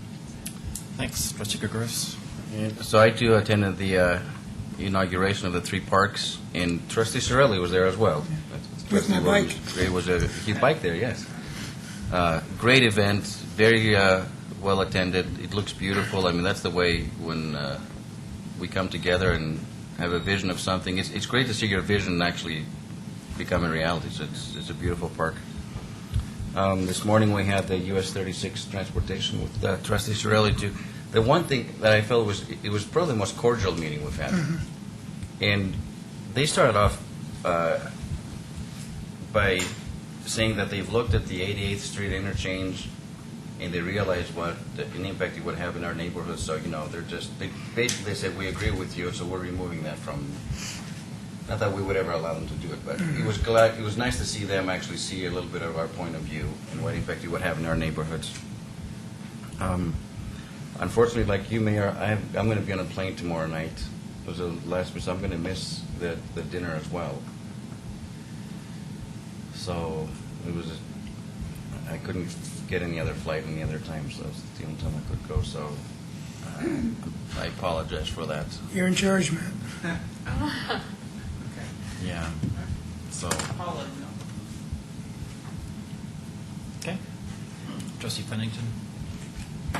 Kudos to everybody involved with 3 parks. I saw that endeavor blossom when I sat in the back of the room at all those meetings, and the tenaciousness of Parks ProStack. I think that's really what got the job done, and certainly then the trustees at that time having to vet it and hopefully improve upon it. But it's a great amenity, and congrats to everybody who pulled that off. I attended the CML conference as well, and I wanted to actually thank this town for investing in that kind of training, particularly for elected officials. When we're elected, we don't know anything about how to be a trustee, and for the town to invest in us and allow us to go through education to learn how to do this job better, it's much appreciated, I think, by all of us. And this year, a bunch of the staff members attended as well, Paul, Matt, and Beth, and I think that is really important, too. So we're all attending the same presentations and learning together, and hopefully then we can implement together as well. So thank you to the town for doing that. Attended Louisville City Council meeting last week for the library board presentation, and that was very well received. And Matt, do you know if the book drop has shipped on schedule? We received, it's coming in different pieces. We received today one piece of it, so we're waiting That's for the other good. pieces to arrive. So, but it's Great. starting to arrive. so Excellent. That's good. That's good. Attended with Chris an economic development meeting that same evening of the Louisville City Council meeting, actually, and then historical commission meeting, and just progressive business on those 2 fronts. Matt, I hope I'm not out of order bringing up the Remington Homes update that you included in the Weekly Digest. It says something here about proceeding with installing pipes in the Hake Ditch, and just point of education for me, what if that proceeds but the final development plan is not approved? I mean, if they proceed on Hake Ditch, what does that mean? Well, that agreement, they have a separate agreement between Chuck Oxner and the Kuffner Trust to install that. No matter No what? matter, Okay. yeah. Okay. I just didn't want the 2 to be tied if we want to be unencumbered when we vet that final development plan. That's all for me. John Mannett? Oh, yeah. Trustee Cirilli. Since 2 things that had been mentioned, I neglected to chime in on were both the Morgul Classic and the 3 parks, and of course, I agree with all of the kudos to the town staff and the on both ventures. But I'd like to comment that neither one of those events would have been even close to being as successful without the tremendous volunteer effort that this town has put forth, and the committees that volunteered their efforts, but also the actual workers that got out in both events. It makes you proud to be part of this community. And I forgot to mention, I went to the Summit Bank picnic thing that was ribbon cutting, whatever it was. It wasn't exactly ribbon cutting, it was more a party. One, besides them being a very active group over there that's not quite Superior but kind of close, for those who care, that's now I think the closest place that you can drop a FedEx as late as 5:45 p.m. So closer than Summit Bank. library. To never have to do that. I thought that might be of service to some of our residents. It was to me. Great. Mr. Magley? Just a couple items coming up. So we have a new hazardous materials management facility in Boulder County, and they're having their grand opening on July 11th at 3 p.m. It's an interesting tour. Yeah. So if anybody's interested in going to that.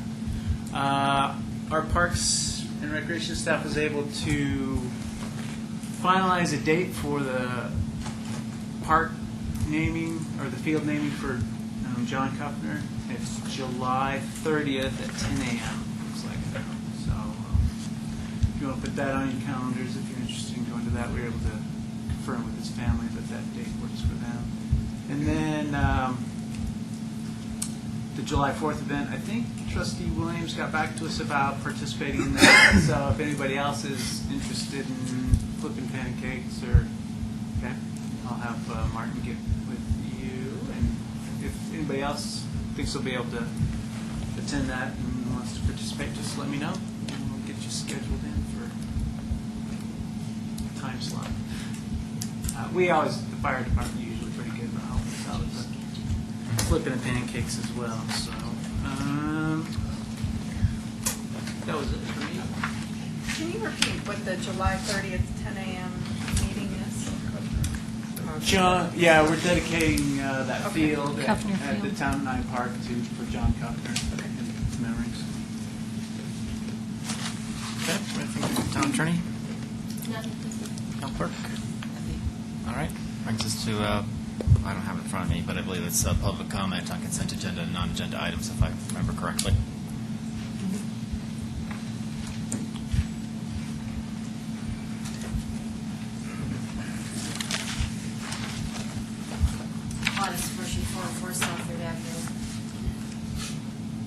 I see in the minutes on June 13th, on page 3, comments about the bike race.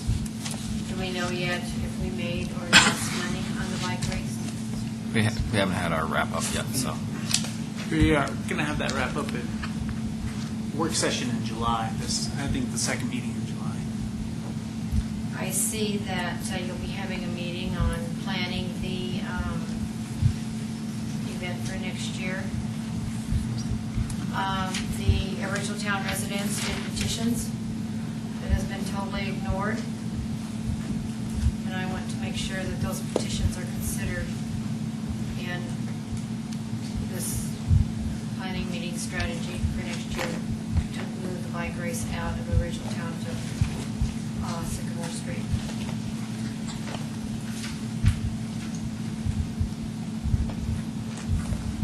They will be found and they will be considered. Everything's always considered when we do planning for the next event, so. I did have a question. I wanted to know why Richmond Homes could not develop the property commercially up on Colton Road in McCaslin. It doesn't matter one way or the other. I'm just curious why they can't do it commercial. I think maybe that, and you're referencing the minutes. Yeah, so I think maybe that was my comment, and I think it's just a reality that it's a very difficult location. It's off of 36. That when it was originally platted, all four corners there, when Rock Creek was going to go across McCaslin into what's now open space, I think maybe that would have been doable at that time. But since conditions have changed since then, personally, I can understand where they're coming from, where it might be very difficult to market that as a commercial property. Just my own personal opinion, but. I understand there was a June 20th meeting that the number 5 issue on the agenda was going to be discussed. I wanted to know what the result of that discussion was. I'm sorry. We were supposed to have a June 20th meeting, according to the minutes, and the number 5 issue on this agenda was going to be discussed. Oh, okay. Number 5. Yeah, so we ran out of time and we didn't actually get to that item. Which I'm. It's the public comment. the rules under. Oh, regarding what's underneath that. Okay, sorry, misunderstood where you're coming from. Yeah, we didn't get to that. So is it scheduled to be discussed again anytime soon?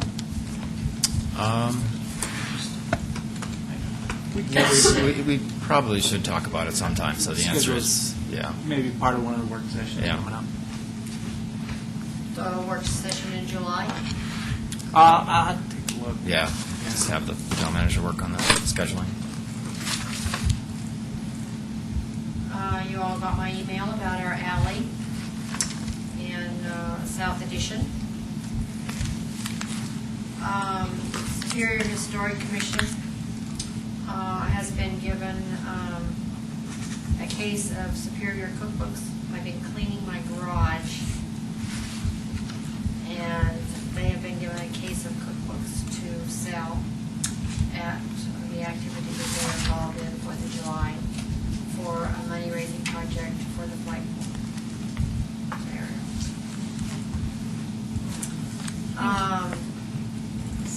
The presentation tonight, I did not get here to see all of it.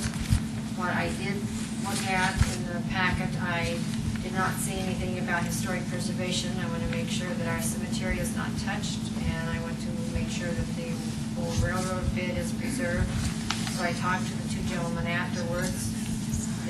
One assures me that that will be taken into consideration. I would like to see a sign put up on these doors. When there is a work session and a lot of people exit, they stand out in the lobby, they talk loud, you can't hear in here because nothing has been done with the sound system. So, one, something needs to be done with the sound system, and two, perhaps the sign could be put up either on the doors or right beside the door to keep the voices down in the lobby. Tonight, the reporter, I'm presuming it was, stood out there and talked to the people.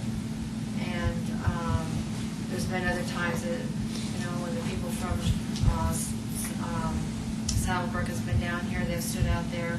It doesn't matter who it is, but if there's a lot of people out there, you have trouble hearing. That's a good point. Thank you. Thank you. Just no public comments?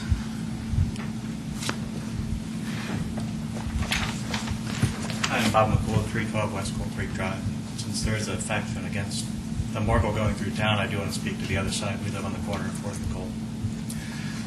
Thoroughly enjoyed having the race come down. Didn't find it to be much of an inconvenience. I think had the largest group outside the venue that was kind of watching the race from that point. So I know there's some people who are opposed to it, but there are those of us in town that are not and really enjoy it. So I want us to have a voice here too. So Thank you. Thank you. Thank you.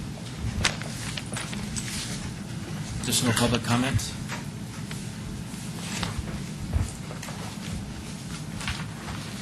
Rochelle Ripmaster, Sagamore resident and planning commissioner. So first item I would just like to comment on is thank you for sending those of us from the planning commission who wanted to attend the, I don't know what you'd call it, the planning commissioners workshop that also had a special section on water planning. And the presentations there were excellent from the Colorado Water Conservation Board as well as the Denver Water Board, and to see all the things that these folks have been working on statewide and even larger regional issues around water was very invaluable. There was great attendance, so there was very good discussion and all that. So it was very appreciated. Nice facility. I had never been to the Regency down by Stapleton. Very, very nice facility, and it worked out very, very well for an event like that. So thank you. So my other comment is, I guess, more of a question or comment. About 6 months ago, I contacted our Director of Public Works regarding concerns I have for, you wouldn't call them traffic issues, but safety and road issues in the vicinity of Costco. One which is when you go westbound on Marshall Road, when you're at that exit to the north side, if you're westbound, the traffic signs indicate you can already start clipping up to 50 miles an hour. If you're coming eastbound, It's 35. it's 35. And that's a real mismatch, which I think does not serve that area well, and it particularly makes it tricky for those who are trying to go westbound out of the Costco area, as well as those who try to go westbound off of 76th. So anyway, that one was pretty much blown off. Fine. Still don't agree with that. The other item that I brought up was that I'm the kind of person, I drive a regular passenger car, not in some big truck or an SUV. And when one exits the Costco gas area over on 76th, there is total lack of visibility if you are northbound on 76th, or if you're coming out of the Costco and you're in a normal-sized vehicle, because of a large utility box and then a stand of shrubs that serve no purpose other than to be a stand of shrubs. There's enough of a rise right there that you can't see and no one can see you. And I cannot tell you how many times going at below the speed limit, I have had to slam on my brakes to keep from hitting someone exiting from the Costco who could not see me at all, and vice versa. When I try to leave Costco, I'm halfway out to be able to see if, and I'm very cautious about it. Kurt seemed to agree that that was something that could or should be removed. It's been 6 months now. Those shrubs have not been removed.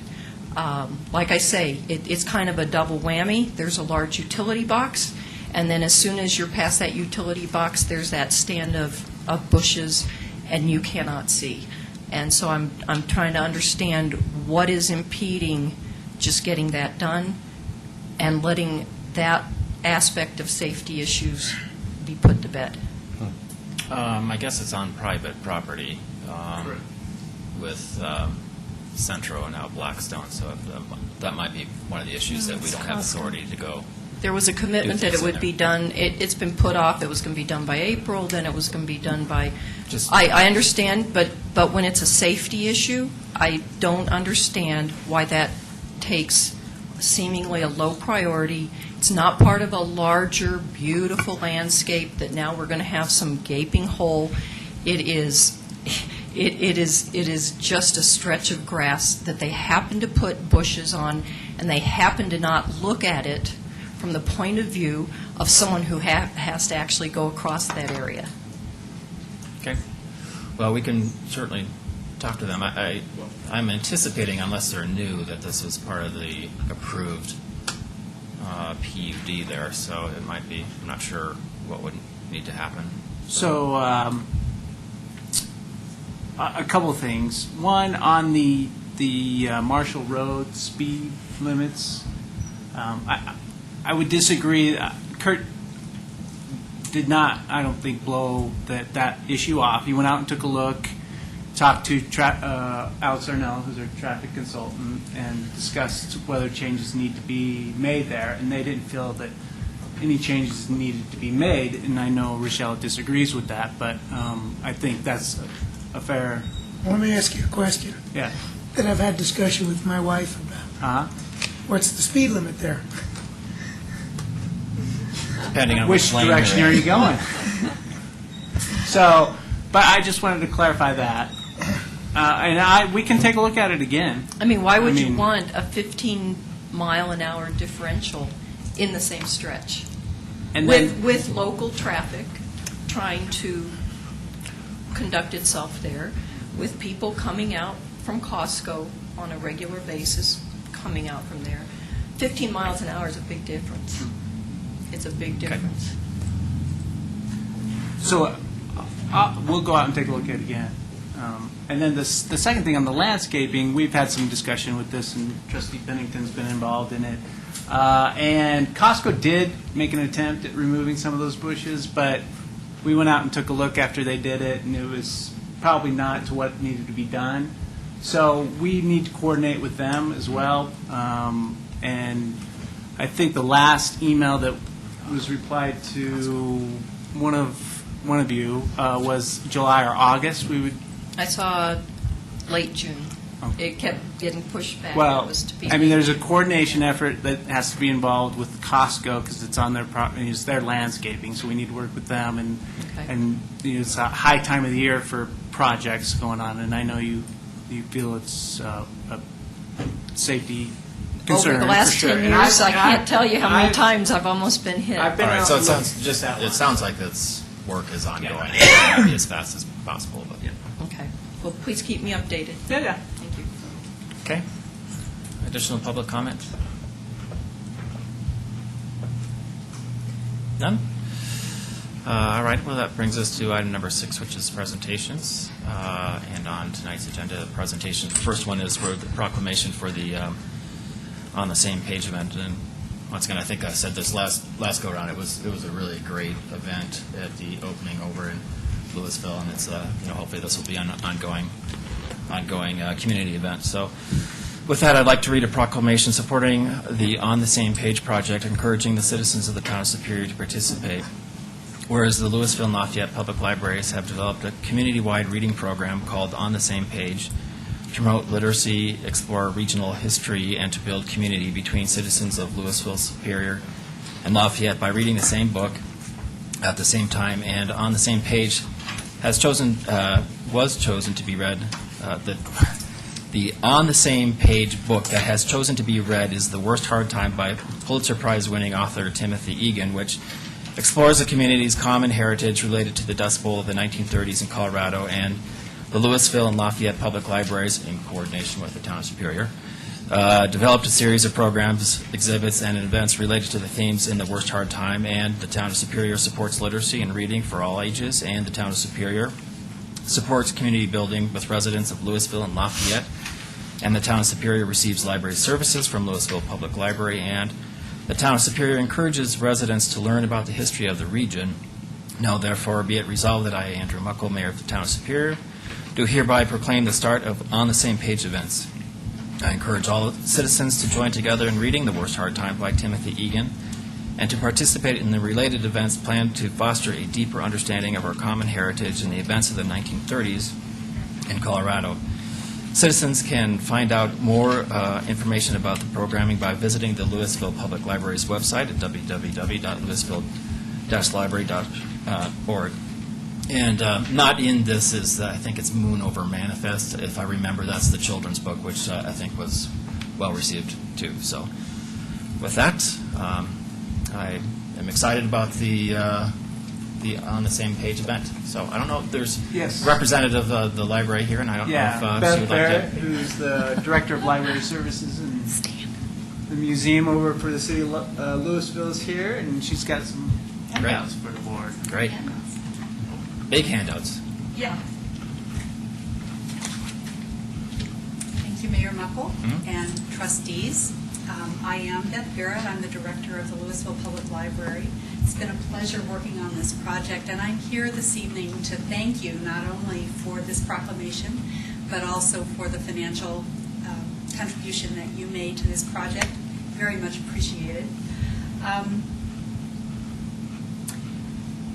With Mayor Muckle's help, not quite 3 weeks ago, as he mentioned, we announced the title of this year's On the Same Page book, which is The Worst Hard Time by Tim Egan. And I have to tell you that within 24 hours, all 90 copies of the book that we had purchased were checked out. So, and all the copies of the related children's book that we had chosen, Moon Over Manifest, were all checked out as well. So we quick hustled another 24 into circulation, and those were gone. So the Lafayette Library Director and I looked at each other and said, I think we were right when we said that we thought these were communities that would be supportive of this kind of idea. So I hope residents here in Superior are planning to read the book and also to enjoy the programming that we have scheduled in September and October. So I brought copies of the book, and I realized after I got here that I'm one shy. So Deborah, I already have one. Oh, excellent. I have one too, and I've read it. So. I have one too, so. Oh, all right. Well, So good. maybe we can leave some at the front desk. All right, for and staff. I know Mayor Muckle has one as well. Yep. So I'll pass these out, and I also put in a schedule of our programs and events. And you have plenty of these. And yes. I'm halfway through the book and love it. Good, very good. It's nice to see you. Nice to see you too. I have one, Oh, but you I'll are- take a schedule. Oh, good. Yep. Thank you. And I'll just tell you, since I've passed these out in related news, that the long-awaited book drop for Superior actually should arrive tomorrow. So how's that for tomorrow? All right, does anybody have any questions? Okay.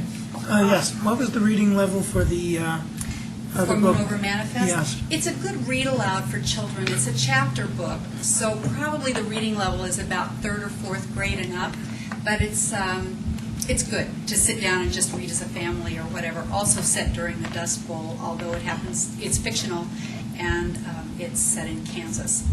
But some of the same issues that Tim Egan talks about in this book. Great. And these bookmarks, are actually in the rack in the front lobby of our town hall, so you can take some for yourself and others. Just wanted to let you all know that. And I want to especially recognize Deborah and Sandy for their help in making this project come to fruition. It's just a fun project. It is a great project. Do you have, there is a question I have for you. Do you have anything running on your cable channel over there regarding this issue? Not yet. So if it'd be nice to coordinate all 3 communities if we can somehow. Right. Yes. I think we'll probably wait until later in the summer, just because there's already so much demand for the books. So we figured, okay, we'll let everybody have a chance to read the Right. first ones, and then by the time they start coming back, we can ramp up some of the additional publicity we hope.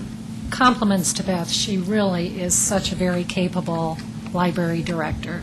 And you and the Lafayette director conceptualized this whole idea and really jump-started it, and that is a great accomplishment. But would you speak a minute to the library, the photo exhibit currently on display? Yes. Did you come see it? Not yet, I'm coming. All right. We do have a photo exhibit at the Louisville Public Library. It's in the gallery space that's there as you head back to the meeting room, if any of you have been there. It's specifically about Colorado in the Dust Bowl. So the title of it is Grit, Coloradans in the Dust Bowl. It is taken from Farm Service Administration historic photos, some of those images that you've seen that were taken by federal employees for the government about what was happening in the Dust Bowl. These are specifically related to Colorado. Some of them, in fact, some of the photos as I was going through with a couple of other people were taken in Weld County. So this is a story that hits pretty close to home. They range from what was going on before the Dust Bowl, who farmed, what the land was like, to images of what some of these dust storms looked like. You can see one of them on the cover of the book. They're just astonishing.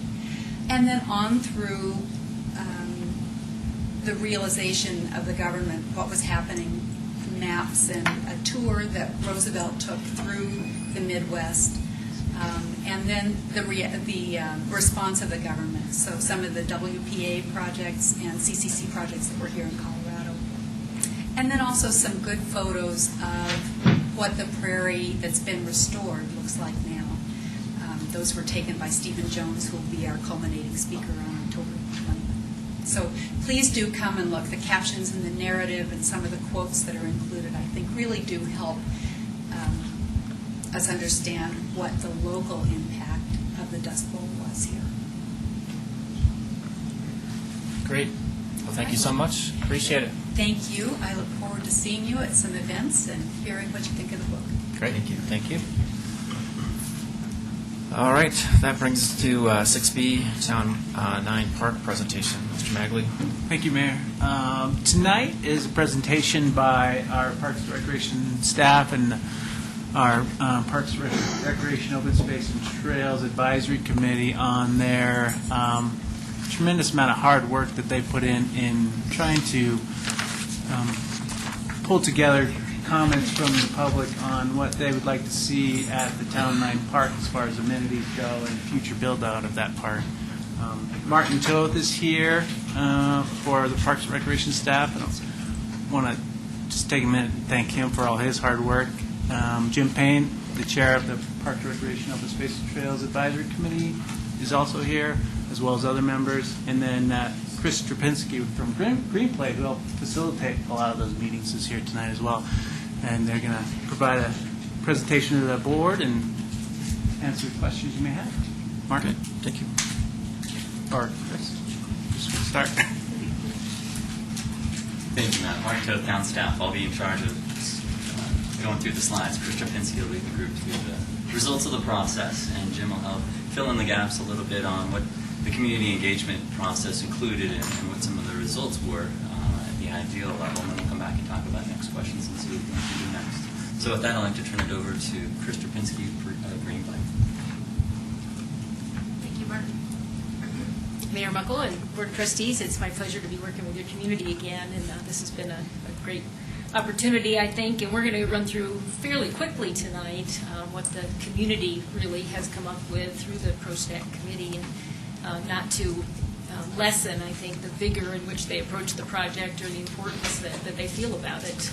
But we'll walk you through kind of how that all came together. So starting with what we're going to talk about tonight, we're going to recap the process, and then we're going to do a presentation of the kind of the results of what came out of all of this, and then identify the next steps so everybody knows where this can go from here. And when we started this discussion and this engagement with the community, we really wanted to frame this in a way that whatever was known, and whatever needed to be decided could be decided at the right and appropriate places by the right and appropriate bodies. So we tried to lay all this out. So we started really by identifying the goals that was driving this project, and one of the main ones was to create a plan to develop this park site, or further develop this park site that didn't have a piecemeal approach to it, which is kind of how it's felt as it's come to be what it is today. So really getting to a plan, definitely engaging the community, the folks mainly around the old town and the Sagamore residents, to have a say in what they feel their future would be with this park and what they would like to see. And then to influence the town budget, because obviously nothing happens unless it's approved in the budget, and so the timing is set then to come back to the town board in June, and here it is, so everything is on track. When we talked to the citizens and the board or the committee about how we wanted to go about this, we really wanted to get input based on what we call public judgment. So we didn't want people to just come in and say, I want this, I want this, I want this. But we wanted them to listen to each other and really engage in a conversation to take into account what other people were thinking and what might actually work when all this was done. So we asked them to do that, and then made it very clear that ProStack had a role in all of this to get this information to the town board. And they ended up developing themes, which we're going to talk about, for some potential directions for the development. And then, of course, the town board is the group that makes the final decision on what happens and when that might happen. So the framework for this, then, we wanted to be able to look at something that could be accomplished beginning in 2012. Because people were feeling like, gee, this has been out there a long time, there's been some development, but let's get something that we can see some activity on in 2012, which is why June of this year, now coming to you, because it's in line with the budget process, made so much sense. We also wanted to keep it in tune with the 2005 master plan finding and recommendations. And there were a couple things that came out of that, and that one was the issue of neighborhood park, and that they generally serve the population residing within a quarter to a half-mile radius around the park. So that was how it was seen, was mainly going to serve that population. And then what is a neighborhood park? What does it typically have in it? So we provided a definition of that, which came right out of the master plan as well. The picnic area and playground, basketball or tennis paths, some parking, low-level lighting possibly, and practice areas for different sports. So that's the framework for the discussion then. Jim's going to talk for a minute just about the community engagement process, because that was really ProStack who pulled that together and kind of facilitated how that should all come together. Thank you, Chris. Jim Payne, 2475 Clayton Circle, the chair of ProStack, the advisory committee. First of all, I just wanted to thank the ProStack committee. This has been 6 months on this project to get to this stage, and they've done a lot of work, and a few members are here with me tonight, Darren McCool and John Rao. The residents of Original Town and Sagamore, who provided the input, which I'll talk about. And I also want to thank Town Manager Magley and the staff, and Martin Toth, the director, for agreeing to the extra step of bringing in Greenplay, which has been a great addition to the process. Greenplay was involved with the original Prost master plan development and is also familiar with the history of Town 9 and the rest of the town parks. We felt it was particularly important in this exercise to go the extra mile in our outreach and community engagement. We know that there have been stops and starts in the development of this park. It's often been described with some accuracy as a piecemeal project, and which has led to what many feel, and I think ProStack feels, is a park that is not truly finished and not at the level of function and quality that makes it on the par with the rest of the parks in original town, in Superior. So with that in mind, we wanted to go to great lengths to make sure that we reach as many people as we could. Following our January 19th start of the process, we scheduled a February 23rd community meeting, open to everybody, but we really focused on Original Town and Sagamore residents. And in addition to making sure we did all of the media at the town's disposal, at our disposal, the electronic media, website, electronic signs, and so forth, we made sure that every home in Original Town and Sagamore received a flyer announcing the public meeting and inviting them to participate, and stating that if they couldn't attend the meeting, giving them alternate ways to reach us by email or by coming in and filling out opinion forms here in Town Hall. And furthermore, a number of us, and we thank Trustee Hanson, participated on this. We spent a couple of weekends before the February 23rd meeting visiting door to door as many of the residences in Original Town and Sagamore as we could. We actually got through every home that we in Original Town, and most of them, almost at least half of them, in Sagamore before the wind and the cold weather brought that to a halt. But it's safe to say that everybody was alerted to this and invited to participate. So then on February 23rd, we had the meeting, presented the history and talked about the history, because that's important, of how we got to where we are today. And I think at the end we had over 150 sort of data points of suggestions, recommendations, ideas, comments from residents in the room.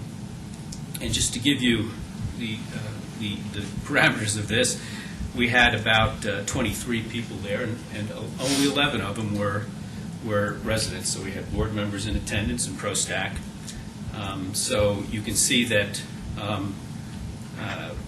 that was the extent of the participation. However, through our other methods of online and through presentation boards and flyers and forms that we've had in the front, which are there to this day, we had another total of let's say 50. If 50 people, I guess, is a safe number to have participated through all of those three methods. So, and again, to put that in some perspective, it's there are 300 households essentially in Original Town and Sagamore combined, and that might be anywhere from 800 to 1,000 population. So I want to stress in that regard that this was a qualitative exercise, not a quantitative exercise. But we do feel that we got very, very valuable input. And as we got additional input over time from the website and from people coming in and filling out the forms, it didn't really substantially change the results that we got from the February 23rd meeting. But it was a quantitative, not a qualitative survey. I want to make that clear. Then we invited, in April, we invited all of the residents again, anyone in the town, but specifically focusing on original town in Sagamore, to come in and comment on the 3 different versions that we had gleaned from the February 23rd meeting, and Chris will walk you through those. But as far as the process was concerned, there was that feedback loop where everyone was invited to come back in and look at what we had gleaned from that meeting and make comments. I like this, I don't like that, I like number 2, but I'd like this from number 1 to be added to it, those sorts of things, which provided very, very valuable input toward getting to what we call our sort of ideal prototype for what this might look like in the future. And that has led us to, and also there were postcards mailed to residents, and staff made a particular effort to get back to this particular people who had been at the February 23rd meeting where they gave us their phone numbers and email addresses to make sure they were aware of this. So I think you'll see that we went to great lengths to make sure that everybody was invited into the process, and we appreciate those who did contribute. Any questions on that part of it? Thank you. So as Jim mentioned, part of this was looking at history, sort of to set the stage for where we're going from there. So history, current status. So some of the things that were already in the park, starting with 2006 development, include the restrooms, the development of the field on the west end, the sort of grassy area on the east end that's got some irrigation, some seeding in there. We definitely heard people would like to see that get improved a little bit, but what's there today? Trail improvements, the trees, and those things that are in the park today, and then the play equipment that was relocated from Children's Park. We also wanted to let people understand what was recommended for this site in the master plan itself. It did say put restrooms in there and relocate the playground structure from Children's Park. Those things, in fact, happened. And then the full-size multipurpose field, the practice backstop, also happened. Other things that were mentioned for consideration include amphitheater, outdoor basketball court, skate park, and tennis court. So those things went on this list for consideration at this time. So another very important question that we feel there is to address as we go along is, what happens if nothing changes? What if you just keep going the way it is? Because that's always an option to do that. So what's happening right now is somewhere between $10,000 and $20,000 a year is being spent on what we would call, it's not operational, but maintenance kinds of things, or to enhance a little bit what's there already. And that includes adding more trees to the park site, and making some improvements in the grass and that. And in the upcoming years, there's $175,000 in capital improvements planned for Town Line Park without a specific indication of what that would be used for, but likely the majority of that probably would be used to continue the plan with the trees and the landscaping and that. So that's what's in place right now as you move forward. So then the citizens are, doing this one there? Okay. In the public meeting, what's your vision for this park? What should it overall do for you conceptually? And they did say that they wanted to see it be a variety of uses to accommodate people of all ages, be as multi-purpose as possible, and have flexible use of the spaces that are there. So they wanted it to do a lot of things, but they also wanted something unique about it. So they didn't know what that was at first, but something unique made sense to set the park apart. It should be comfortable. It should provide some density relief for this area of town. They wanted to be able to maximize the use, but don't overcrowd. Make it feel like you can't move, or it would attract so many people that you can't enjoy the park setting. They wanted it to be a community gathering space, be attractive to kids, be something that people wanted to go to. Have some opportunity for unstructured play, so they'd be informal kind of get together and do some things, so some open area. And then it wanted it to be in context with the surrounding area, so take advantage of the views, recognize it's next to the shopping area, buffer it from that retail, but don't block those mountain views. We had some discussion about night use, and there was a mixed reaction at that point about night use, so we just said, okay, we'll just leave that that way and continue to move forward. So next we asked them, so you have a park there today, what's working about it for you and what's not? And these were the areas that came up as areas of concern. Drainage on the field needs some improvement there. As I mentioned before, the poor grass surface on the east side is something people would like to see improved. Some path erosion, it really lacks a parking plan. So there is some parking, but it doesn't feel like it's planned parking. It's just sort of there, how it came to be. There were some operational things, dogs off leash and dog feces, and sometimes the maintenance response, it couldn't quite be in the time frame that they would like to see it. Some inadequate street lighting, particularly along the south side. Some confusion about field scheduling, and really, can you schedule use of the fields? Can a group go in and use it, get paid for it, not pay for it? How does all of that work? There seems to be a lot of confusion on that issue. Some mention from several about bees at the playground. And then just the name, the Town Line Park. People feel like that's a placeholder, not really the name of the park. So there was some interest in going through a formalized process at some point to come up with an appropriate name for the park site. We asked folks what to keep for the park because you don't want everything, new ideas to come through and then you lose some of the good stuff that's there already. So general agreement about the multipurpose field and playground equipment, although they said, but we want to add more. No matter how you cut it, we want to add more equipment there. And a number of suggestions were made about including climbing wall, ropes course, simple climbing structures like boulders, some kind of a slack line, something to tie to the mining history. That theme of mining history came up quite a bit. Tetherball, just things like that. Keep the restroom. Keep the perimeter trail, but improve it, both in terms of the erosion and in terms of a little bit more to that trail system. Keep the open area, and add grills and do you have a drinking fountain there now? I forgot. The drinking fountain's there. Okay, so keep the drinking fountain, but add grills. Do that. So when we kind of took all of this information and got the information back from the survey and the public meeting and started putting everything together, we did have some general agreement about things that just came up pretty consistently. Everybody's in agreement about certain things. The picnic pavilion, getting some access from the south into that trail system there. It's not really connected to the street. A full basketball court with a tennis backboard on it. A fitness course that was mentioned, kind of one of those park courses that go around the fitness trail, or around the trail.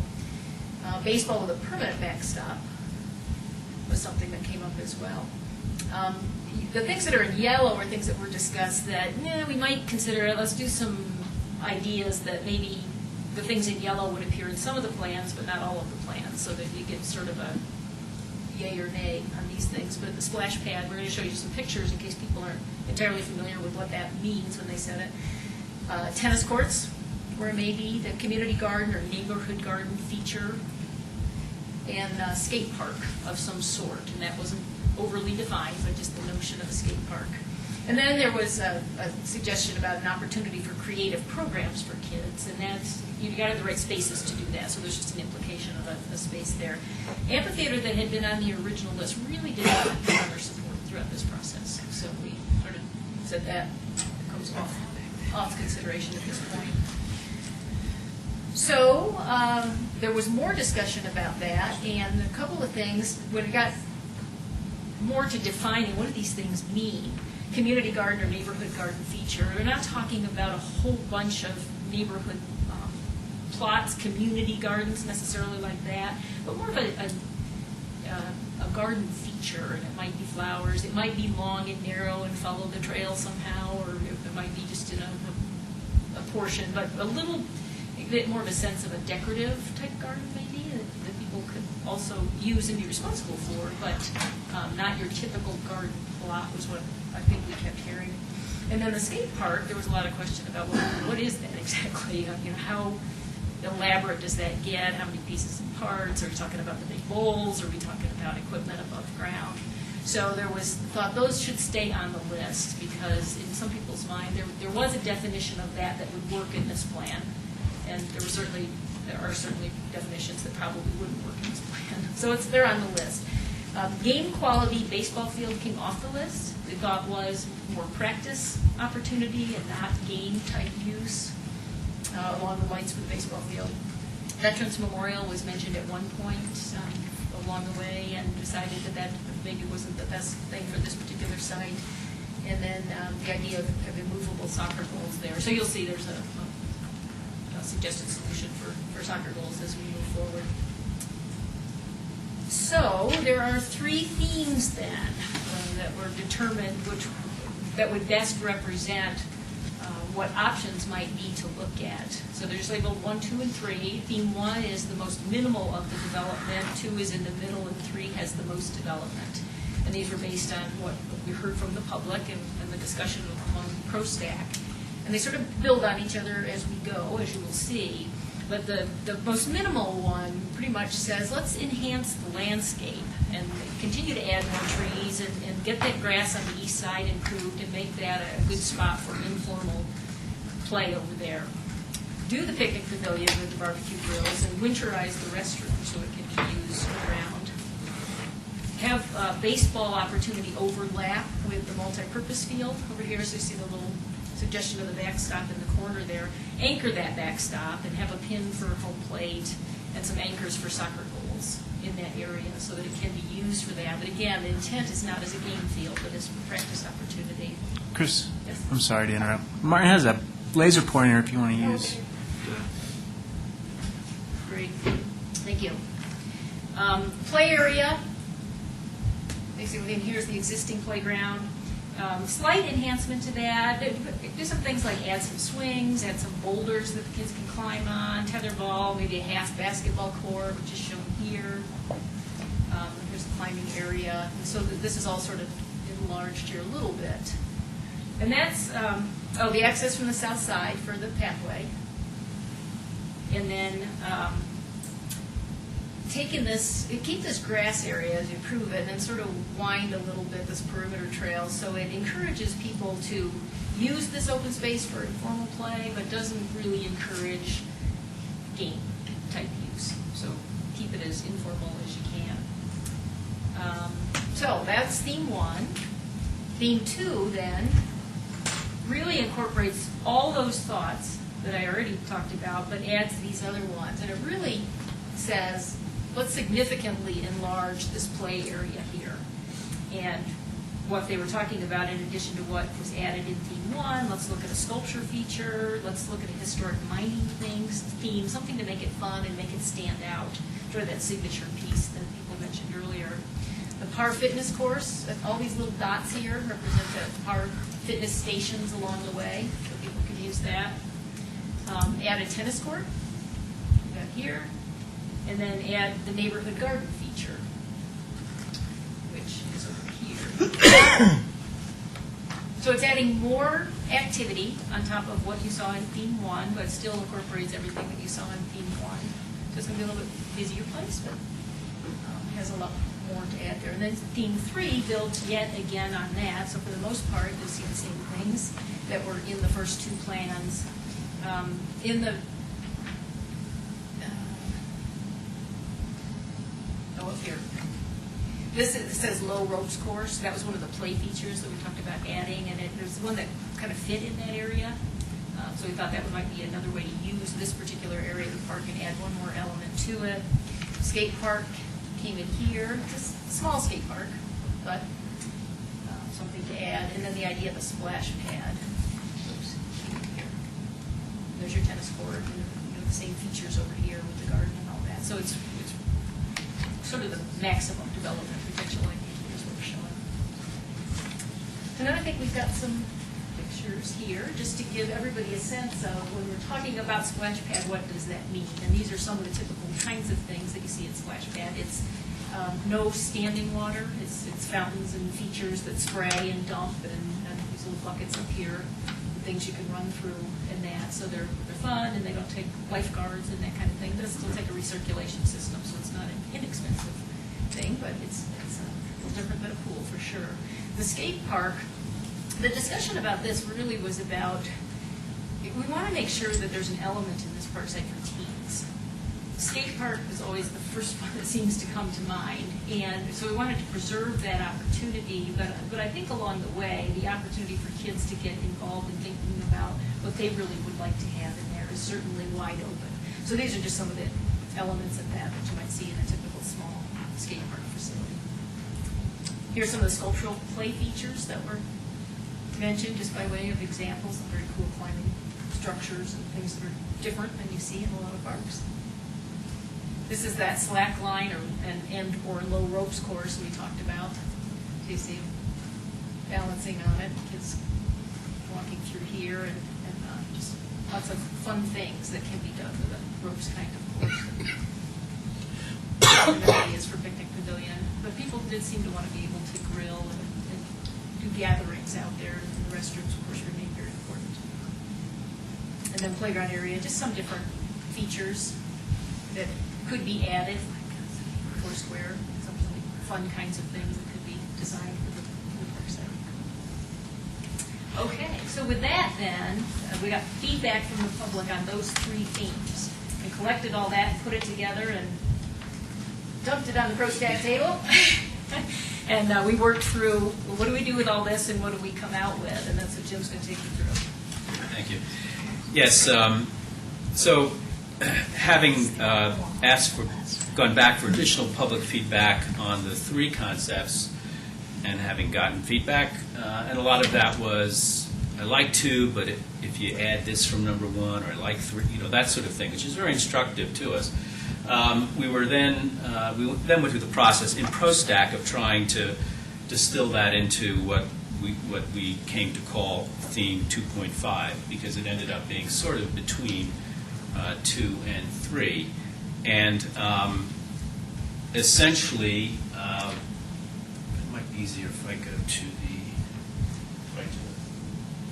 you have it? Yeah. I think it'd be easier to just talk through this. Essentially, for example, it was the tennis court didn't seem to fit and would have taken a lot of real estate and was not something that had a strong consensus from the residents we talked to. So we said, okay, let's take that out. But at the same time, it was pretty clear that a full basketball court was necessary, and that's somewhat consistent with actually a sort of a bigger objective in ProStack of enhancing basketball facilities throughout the town. So this made sense. So this became a full basketball court with possibly a tennis backboard. The picnic pavilion was essential. There was some talk about its location not being ideal, moving it, but when it's looked at in conjunction with a pavilion that could back up to it, the thought is that this could be a complex that would work. It wouldn't look like you were looking at a restroom as the pinnacle point of the park. So this becomes a complex, and in 2.5, the restroom might be winterized for year-round use, that kind of thing. A teen amenity would be, we have this over here, it could be a ropes course, it could be a neighborhood scale, and when I say neighborhood scale skate park, think of something like what we have at South Pool, but a little bit more, but not what Lafayette just did, which is $700,000 of concrete. But it would be a neighborhood facility, which would have a lot of function. Enhanced landscape throughout. We maintained the east section as grass, open space. The trail system, perimeter trail, would also sort of frame this area so that programmed or team sports use would be discouraged here. It would be more for throwing a frisbee, sitting, reading a book on a blanket, playing catch perhaps, that kind of thing. We would have a thematic historic mining theme throughout has been proposed. Enhanced play area. This would be where you'd have climbing walls, that kind of thing that would provide different options in the play area. The multi-use field would be maintained. It would not be. It would be always a level of programming is something that really is beyond the scope of this project because that could change at any time anyway. But for example, it would be a multi-use field that would be preserved. We would have anchors for soccer goals, for example, but it would not be turned into a programmed soccer field. It could be used for practices and pickup games. The ball field is something we've spent a lot of time and discussion on, and I know there are different opinions from residents as to what should be there. And I think where we come out on this is that we would like to see this. We don't think it's, first of all, it wouldn't fit here. Might fit here, but with a lot of issues, parking close to residents and so forth. But a regulation competitive Little League field would not fit in this end at all. The general consensus was that such a field would not be consistent with the neighborhood field and scope of this park.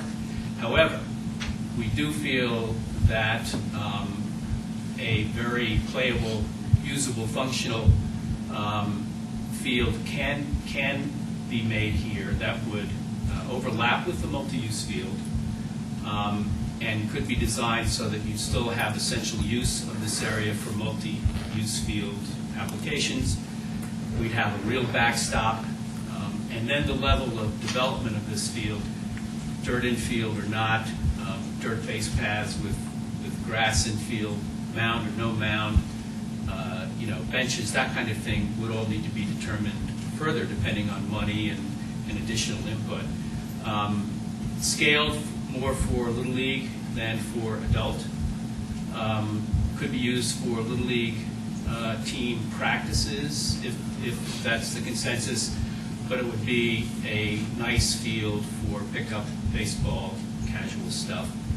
And so some degree of a nice field, but short of a regulation Little League field. And so that would be in the plan. And let's see, movable soccer goals could be used on those anchors. And the team facility is really a placeholder, so we'd have to look further at exactly what the consensus is, would be the best sort of signature team piece for this park. But everybody agrees it's important that it has a very nice, usable team feature. And perimeter trail, again, with the fitness course. And neighborhood garden would be maintained. Splash pad in here. And I think that's essentially it. So, and let me say that again, let me emphasize what this is. This is our distillation of what we heard from residents. That's, again, a qualitative process, but there were a lot of data points that we worked closely with Chris. She did a great job of analyzing that and bringing it to us in a form that we could really efficiently work through to distill it to this proposal. I would say that this is an ideal. We say recommendation, but it's not that ProStack is at the point of saying this is our recommendation. We'll talk a little bit more about next steps, but this is what we think is a good representation of what residents that participated told us they would like to see in Town 9. Is it time for questions? There's one more slide. we have Oh, okay. Yeah, just sort of to wrap up, to make sure there's an understanding of, so what would happen next in a normal process? So the real question, I guess, to the board is, does this project merit consideration as part of the budget discussion? Because that's how it's set up to sort of follow through and see if you want to include this as part of next year's budget. If you're amenable to that, think that's the right way to go, then what the staff would do is hire a design consultant to move from this project feasibility stage to a site master plan stage, and that allows you to get much more specific about really what's going to be there and kind of the two-scale view. It's more than those bubble diagrams that you just looked at. It allows you to look at materials and other such things that are all going to factor into the cost and get a much better idea of what cost might be for a project of this nature. You have renderings and supporting graphics, perspectives, itemized cost estimates, descriptions, and what you might be able to do in terms of phasing the project if you wanted to do that. All of that then gets you to the next step before you would say, yeah, we want to go ahead with the whole thing, or maybe we want to relook at something. But that then would be followed by what's called design development, construction drawings, and eventual implementation, whether you do it totally at one time or a phased approach. Okay, questions, Trustee Cirilli? Yeah, I'm a little bit unsure I understand what the community garden is intended to be and who that's intended to be If I could- for. Yeah, I mean, we've have looked a lot in the past and continue to look at community garden as a possible amenity for the town, and that's something that is in our priority list. But that's for the something future. other than what This you're is thinking not about. a community garden on that scale. It would be either a smaller number of plots, or it might even be more of a decorative garden that's divided up and assigned in some way so that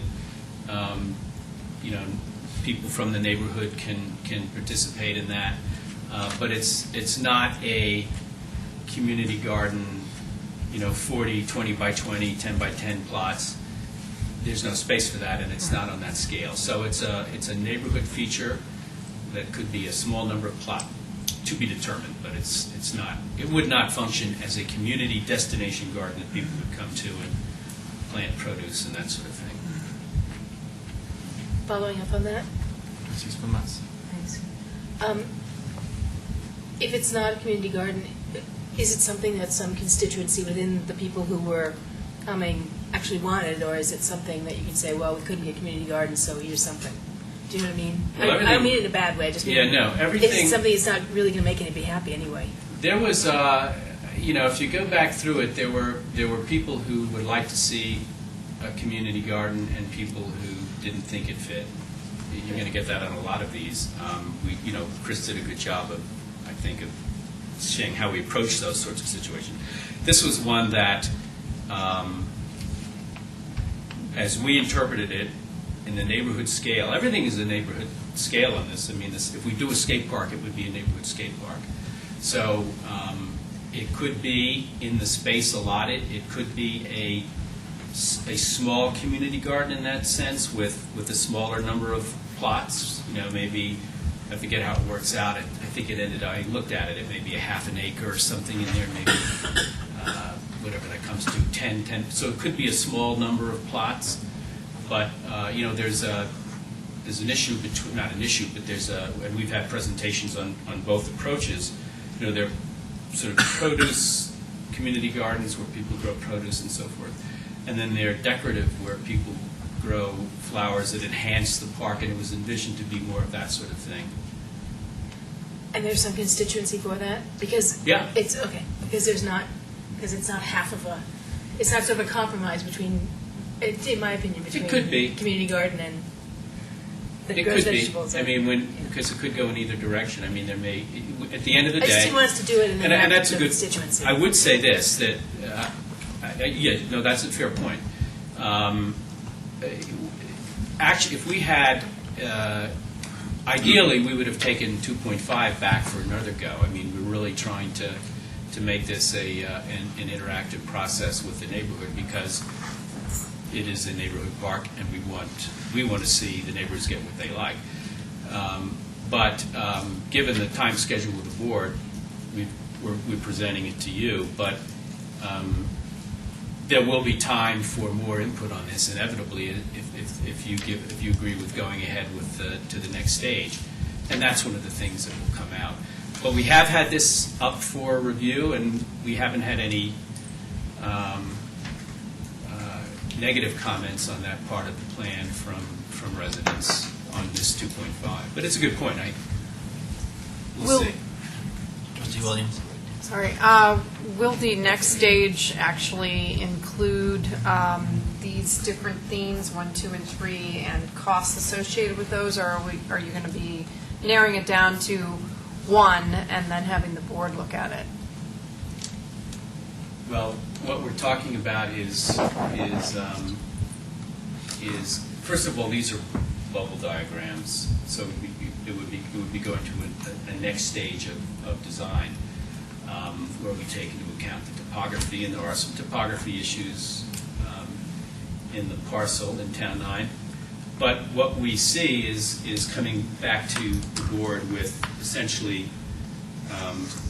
pretty much, if you will, theme 1, 2, and 2.5 done in overlays with more accurate costing, with cost estimates, let's say, that would then give us the capability, ProStack and the board and residents, to look at those different options. So yes, it would be coming back with and that design, that 1, 2, and 3, to some extent, could be, this is how much we think we should do, or it could be phased over time. That's the other option. Is that, Yeah, I would say that we tried to look at this in terms, because it seemed to be where the community was coming from as well, that themes 1, 2, and 3 are building on each other. What you don't want to do is you want to keep funneling this down to a smaller and smaller effort that's needed when you start getting into the costing part and all of that, because it gets more expensive each part of the process that you move into. So you don't want to thoroughly explore a bunch of different options at this stage. But because this is themed and could be phased along those themes, it would actually not be too difficult to look at it in those overlays, as Jim was talking about, the theme 1, and then you add more, and then you add more, just as more of a phased approach. Trustee Pennington? Was there discussion on the desired level of finish to the park? I mean, is there a desire that it be like our benchmark park, Purple Park? What's the quality of particularly the grass and the landscape that you're seeking, or that the community seems to be expressing an interest in? Yeah, I mean, I was going to say that I think the discussion was more around the functional elements of that, but clearly with the grass area on the side, they want to see improvements. They'd love to see grass like is up in Purple Park there that people could use informally, however. And I think the next step, which will continue to engage the community, will help get at refining that a little bit more too. But people wanted it to be a park that they could be proud of, and that people would come to and use and not feel like it's just kind of there. Okay. Also, in all three, common to all three themes, the existing play yard, which I consider to be a little oldish, obsolescent, seems to be the core. And given the fact that we're, going to spend a considerable amount of money on adding to the amenities, why maintain that old core? I'll handle that one. It's at the end of the day, it's financial, and that's one of the things that we can look at. Now, there's interest and a need within ProStack and staff to look at our playground inventory throughout the town. It's reaching a certain age of maturity.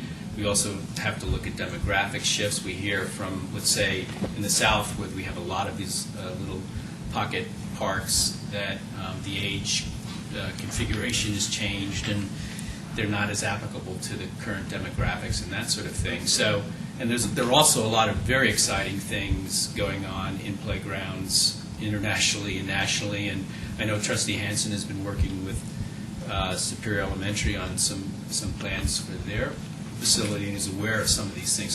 So there are some very exciting things that could be looked at, but that would then become a financial consideration. But we are talking about other play features that would enhance it, such as climbing walls, things like that, sort of the outdoorsy kinds of facilities that would complement it very well. So it might be something that we could work with, or there might be some consensus to say, let's go all the way and do something really nice, really different. Okay. And lastly, the ball field. I know this community desires a competitive ball field, which I support. I agree. I don't think it fits right here. But you have the backdrop in the corner that you have, backstop in the corner you have it in, and I'm just a little concerned that the line of fire then is right at those play yards where the kids are playing, and you can get some 7 or 8-year-olds who can hit pretty darn hard, and I'm just worried from a safety perspective. So I was wondering if it actually had been considered to put the backstop actually just diagonal in that corner where they're hitting away from the play yard rather than towards it. Was there a reason that backstop was placed here, or? Well, I think the answer to that is that in these diagrams, a lot of these things will change inevitably when we actually get in there. There was some discussion about possibly moving it to another direction, but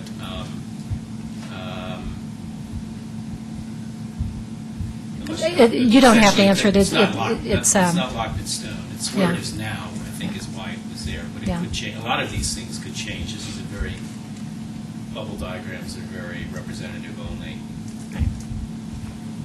But then, of course, when you switch that to the other corner, you've got cars, the likelihood of more cars passing by and such. So I think that's been to a lot of ball fields in my life and seen a lot of cars get hit and a lot of people get hit. So I just want to make sure that that functionality works in that space.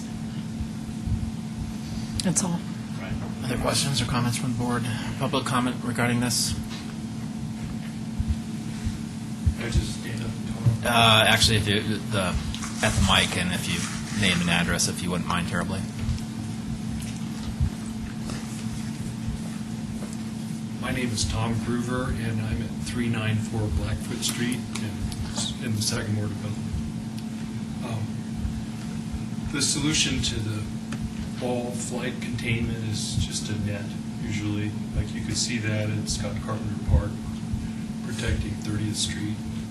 In small ballparks, that's commonly done. The other thing is that typically the backstop is going to be in the southwest corner of the field. If you look at all Major League ballparks, I think they're designed that way because of the flight of the sun and interference with visual field. Like Fairview High School had one in the, the southeast corner, and they went through a lot of effort to move it over into the southwest part of the field. So I just thought I would mention that. Okay. Thank you. All right. Thanks. Additional public comment regarding this?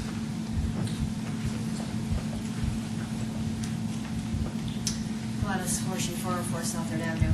One thing that they mentioned in the presentation was parking, and I haven't seen anything on the diagram, so I think that was something that was a concern to some other ones in original town. My thing about this park is trees, more trees, not sticks. We want trees, big, nice, shady trees. Should have built it 20 years ago. But you can still buy trees today that's good size that will give some shade, and so Right. there needs to be shade in that park. Thank you, Gladys. That's Additional public comment regarding this? Bob McCool, 312 West Coal Creek Drive. I'm just really glad to see it moving forward and progress. We've been asking for a number of years for that to happen.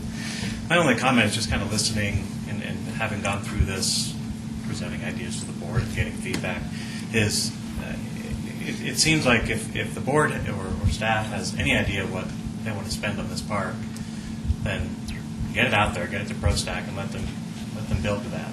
If listening to Trustee Williams' question, the immediate response was, well, we can give you, level 1, level 2, level 3, whatever pricing you want. And that creates more work, it creates more time, it creates,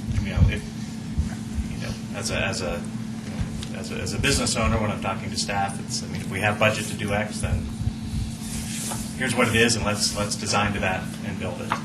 And rather than just fumble around with, 3 or 4 or 5 different options, so this has been a long time coming, and I'm sure there's a budget in mind that you have, and it would probably help them a lot if could just get that out there and let them design to that spec and hopefully get this done. Figure if we can start an FDP on a $350 million project by January of 2012, maybe we can get this started soon. Thanks. So, yeah, just a question then for ProStack. So, you said you wanted some more time to think about 2.5. Is that going to happen again, or? No, let me clarify that. What I was saying was that, let me put it this way, 2.5 ideally would go back one more time to the neighborhood to say, okay, did we get it right? This is how we distilled everything you said. And again, not saying that 2.5 is the ideal. That doesn't take into account time or money. So, but to make sure that we got the priorities right. But the timetable called for us to come before you at this point to let you see it, and really that doesn't hurt us because they'll get a chance to comment on it anyways. Okay. Excuse me. Thank you. But for example, on Trustee Skumat's comment about they have had the opportunity. It's been out there. We've invited them, and we haven't had any comments. But at some point, it would be nice to get additional specific input on some of these features. But that opportunity will come if we go to the next stage. Okay. Well, what I'd recommend, and anybody chime in, is that, I think there's been general consensus on the board that we want to see more happening in the Town 9 Park to be named in a future date. But I think maybe the best approach would be, during the budget cycle, that we budget for whatever we think the consultant's fee might be for sure, and then we'll have to put in some placeholder amount, because I don't think that I'm not sure how, just in terms of budgeting,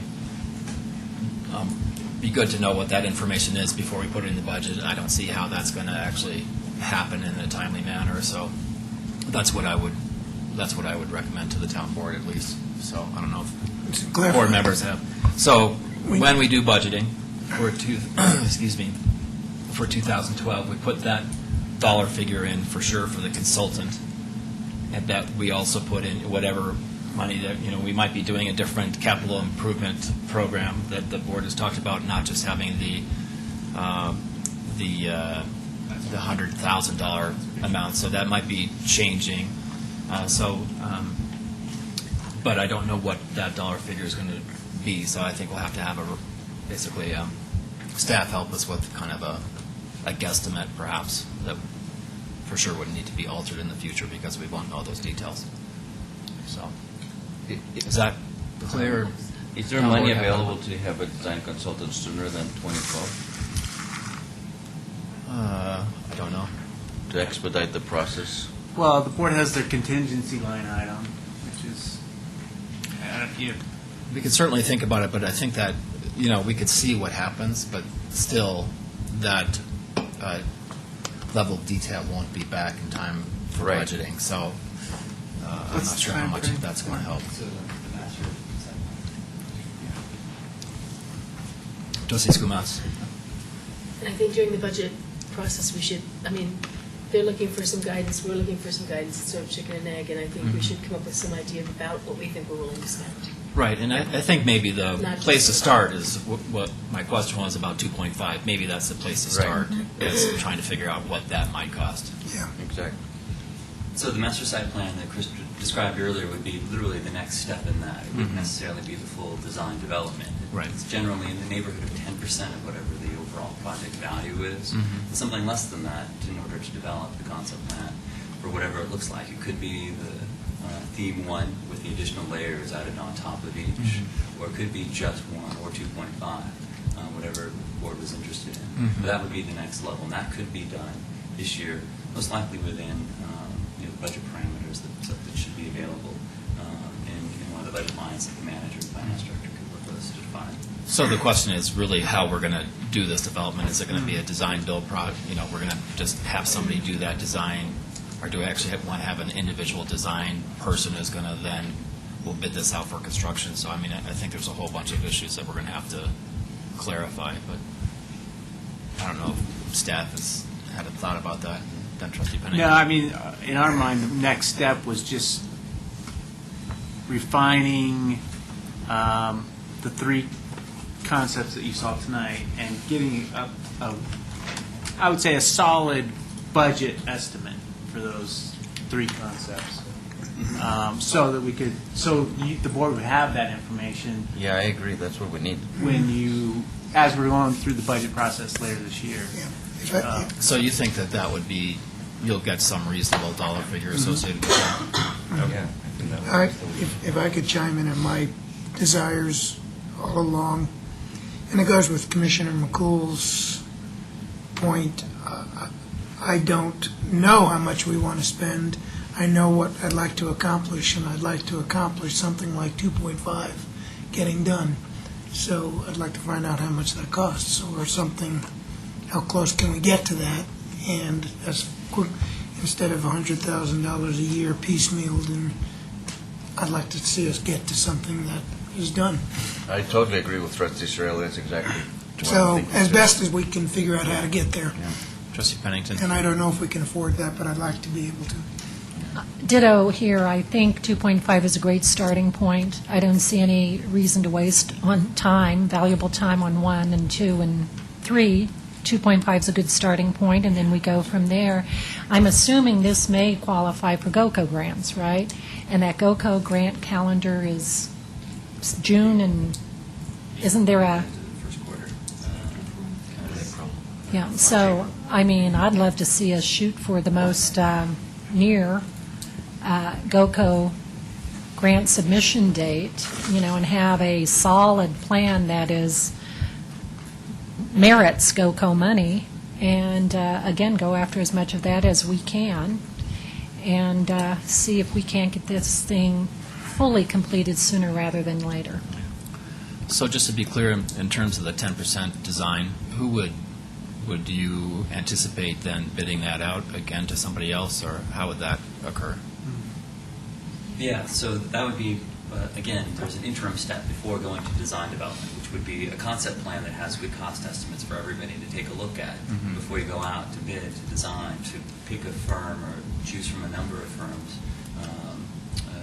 One, to do a full design development, which is generally 10% of the value of the construction project. Do the construction estimate concept plan first. And that could be done in correlation with this year's budget process for 2012. So have you identified firms that would do that, or this is going to be a RFP? For the the 10%, for the interim step. We would want to work with somebody that we've worked with in the past, most likely, if that would work, depending on what their schedule and their availability would be, in order to have something back on a time frame that would work with the town. Yeah, that's a timing issue more than anything for us. Okay. Then what I'd recommend is that staff put some of that information together, and we can either talk about it at the next meeting or in your weekly digest, so we can understand how that process would occur. Yep, we can do that. Yep. That sound fair? Thanks so much for town staff, Green Play, all the residents that came and worked on this. I think that we've all been very interested wanna in doing comment? something. I think we had some. Okay, yeah, if there's additional public comment. I didn't see anybody else come up, so that was, Went off into conversation. okay, sure.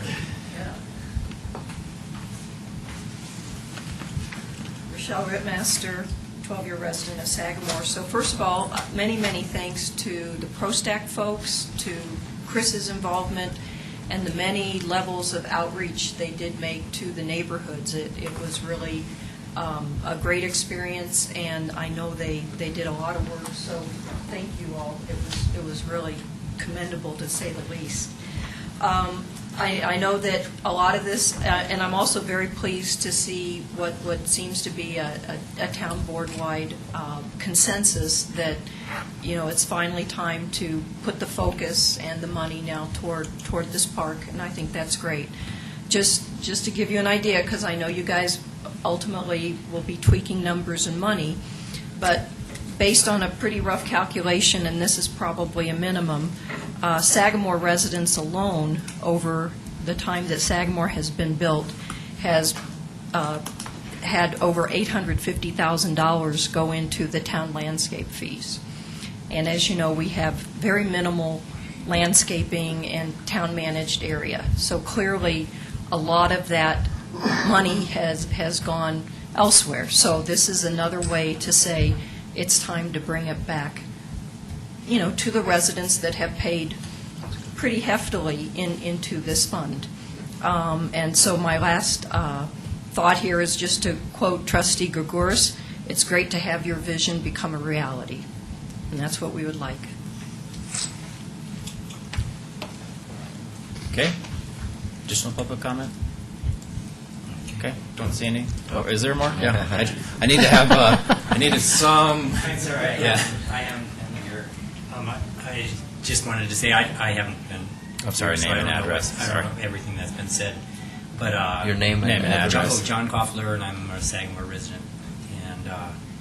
And I was talking with one of my neighbors about this park and what would be nice to have there, and he talked about a structure where there was some kind of a roof and like picnic tables under a roof. That would be really nice to have. Maybe you've already. That part of it already. That's in the vision. It's in here. Perfect. You'll get that. And I also want to say that the new trail out here is really awesome. Yeah. Thank you. Great, thanks. Thank you. Additional public comment? Okay, so I think that we have a plan together, so does that sound fair? Just want to make sure that we covered this topic. All right, that brings us to the next agenda item, which is 7, consent agenda. And on the consent agenda tonight is approval of the minutes for the June 13th, 2011 Board of Trustees meeting, acceptance of the minutes of the Historical Commission and Open Space Advisory Committee meetings, and approval of liquor license for Buffalo Wild Wings restaurants, and approval of a liquor license renewal for Old Chicago Restaurant. And if I'll entertain a motion to approve the consent agenda by Trustee Cirilli, second by Trustee Skumatz. All in favor? Unanimous. Thank you very much. That brings us to item number 8, adoption of a resolution appointing a member to the Open Space Advisory Committee. Mr. Magley. Thank you, Mayor. We have a vacancy on the Open Space Advisory Committee that was created by English Hopkins stepping down. We had 2 residents who are interested in filling that spot. One is Don Bement, and the other is Sharon Tedeschi. Board had a chance to meet both of those residents and put it on the regular agenda for board discussion and Great, thanks. Anybody who's interested in that position want to say anything this evening, or? Sure. Okay. Yes. Yeah, actually, yeah. Name and address, if you wouldn't mind terribly. I'm Dawn Bement of 1959 Cedar Ridge Circle. I've lived in the neighborhood for about 12 years, and I've been a member of the RCAC committee for well over 5 years. I was a Girl Scout leader for 8 years for 2 different troops. I work in the community as well, and basically, I know a lot of you, and I've met you at various times through various events. But I really love the open space, and I really want to see it used in a manner that's friendly with a lot of residents, as well as a lot of different types of use, whether mountain biking, people with dogs, or just people to enjoy. So kind of at a point in my life where I have a little bit more time because my kids are growing up, and so I'd really like to have a chance to be on this committee. So, Great. Thank you. Do you have any questions? Thank you. Questions? Thank you. Okay. Questions come up? I guess just, so you currently use the open space a lot? I use a lot. Almost 5 days a week at least. Yeah. Anybody else? Thank you. Okay, thank you very much.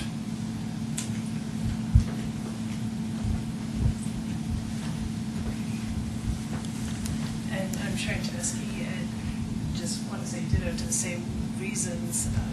You didn't get to explain, I think I might have been tied too heavily to the HHR push and drive of that committee.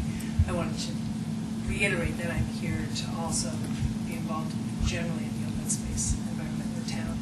And I think I answered most of your questions 2 weeks ago, so to the extent you have any others, and to the extent that if Don should be elected, if there's availability the next time, I'd like to keep the application open, and just wanted to inquire whether that is something where either of our applications, depending on who's voted, if another vacancy happens, if we're available.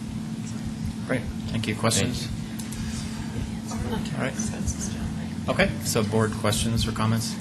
So, first of all, I wanted to thank both of the very qualified candidates for coming forward and volunteering for the town. I really appreciate both of you. And I kind of want to apologize for a little oversight. I'm noticing that when I look back in the Superior Sentinel in May and June, there was no post as far as the Open Space Advisory Committee. Am I correct? That is correct. That is correct. And so I'm kind of wondering if we followed our process in order to let the entire residents be able to see the opening and be able to apply. Well, we were getting ready to advertise in the next newsletter vacancy when the first application came forward, and there has been an urgency or a concern of the board, from what I've heard, that vacancies have been vacant for too long and taking too long to fill. So we had an applicant interested, and so we bring that forward to fill that vacancy. During that process, like we've done in the past, if we get another application during that time, then we consider that one as well, and any others that come forward. So we didn't advertise this as we typically do. And I'm not trying to make you I know. feel bad at all. And it's probably the board that should have, been able to follow through on this and make sure that that was where we needed to go as far as process-wise. I'm hoping if there's any others that feel the same way, that maybe we might consider just spending just a tad more time. We're not in a huge hurry to fill OSAC because we have a full board as it is. There's only one vacant. Wondering if we can just send an e-blast out to all residents and put it in the July Sentinel, and then come back and see how many applicants we have got at that point, and still review all of them, including the two that's here, and we may end up with the same one that we planned on. But I just want to make sure that we open it to all residents.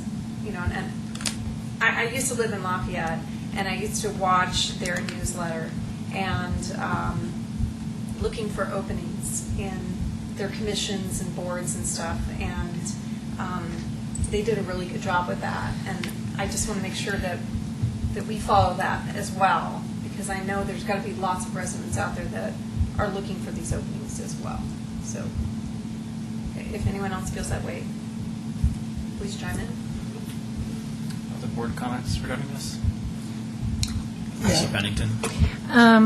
I would like to actually put it in a little bit of different context. I am a little embarrassed for us, actually. We tried to start this process a year ago in which we said always post them, always put them in the newsletter, et cetera, and somewhere we fell short of that. So I agree with Trustee Williams on that part of it, that let's follow the process and let's follow it with each and every one of them. But we're in the process of arranging this joint meeting between the chairpersons of the committees, of the advisory committees, and all the liaisons to work out some kinks deeper into the process as well of having really strongly functioning advisory committees.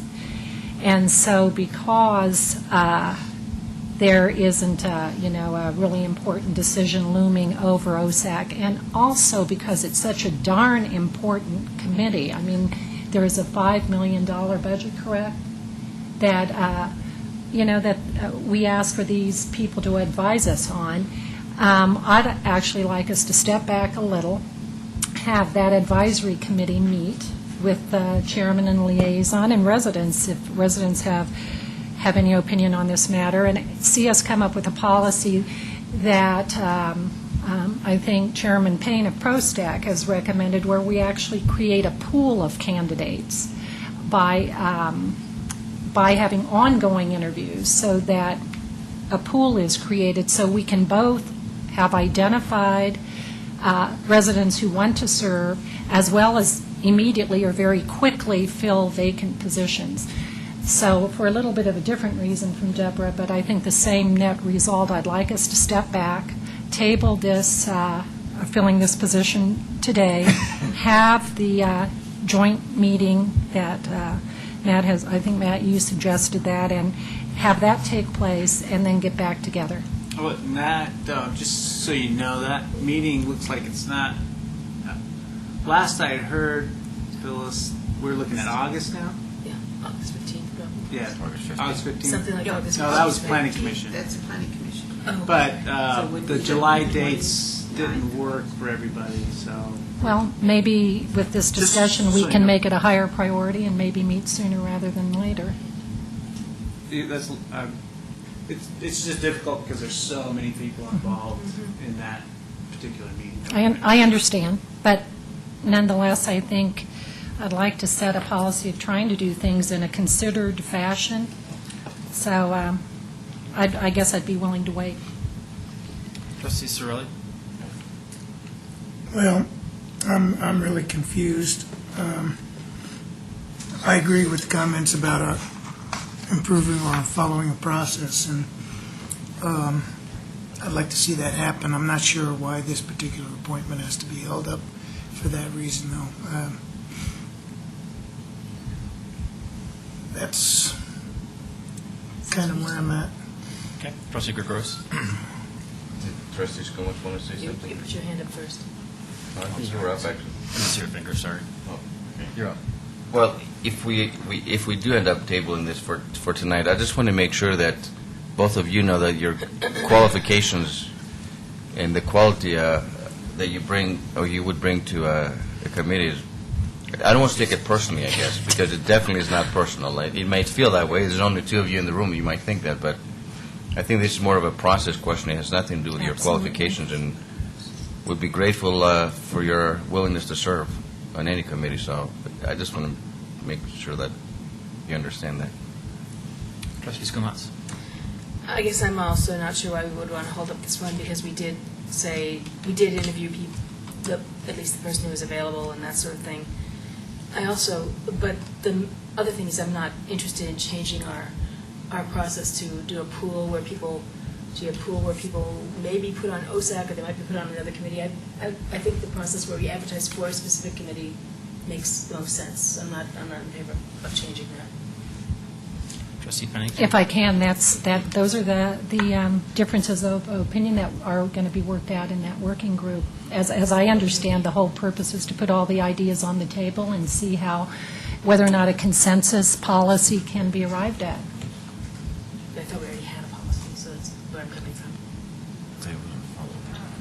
Additional comment from the board? Just to add to that one more, I think that's the reason why this discussion is being had, is because we thought we had a policy in place and we haven't really followed it over the last 6 to 9 months or so.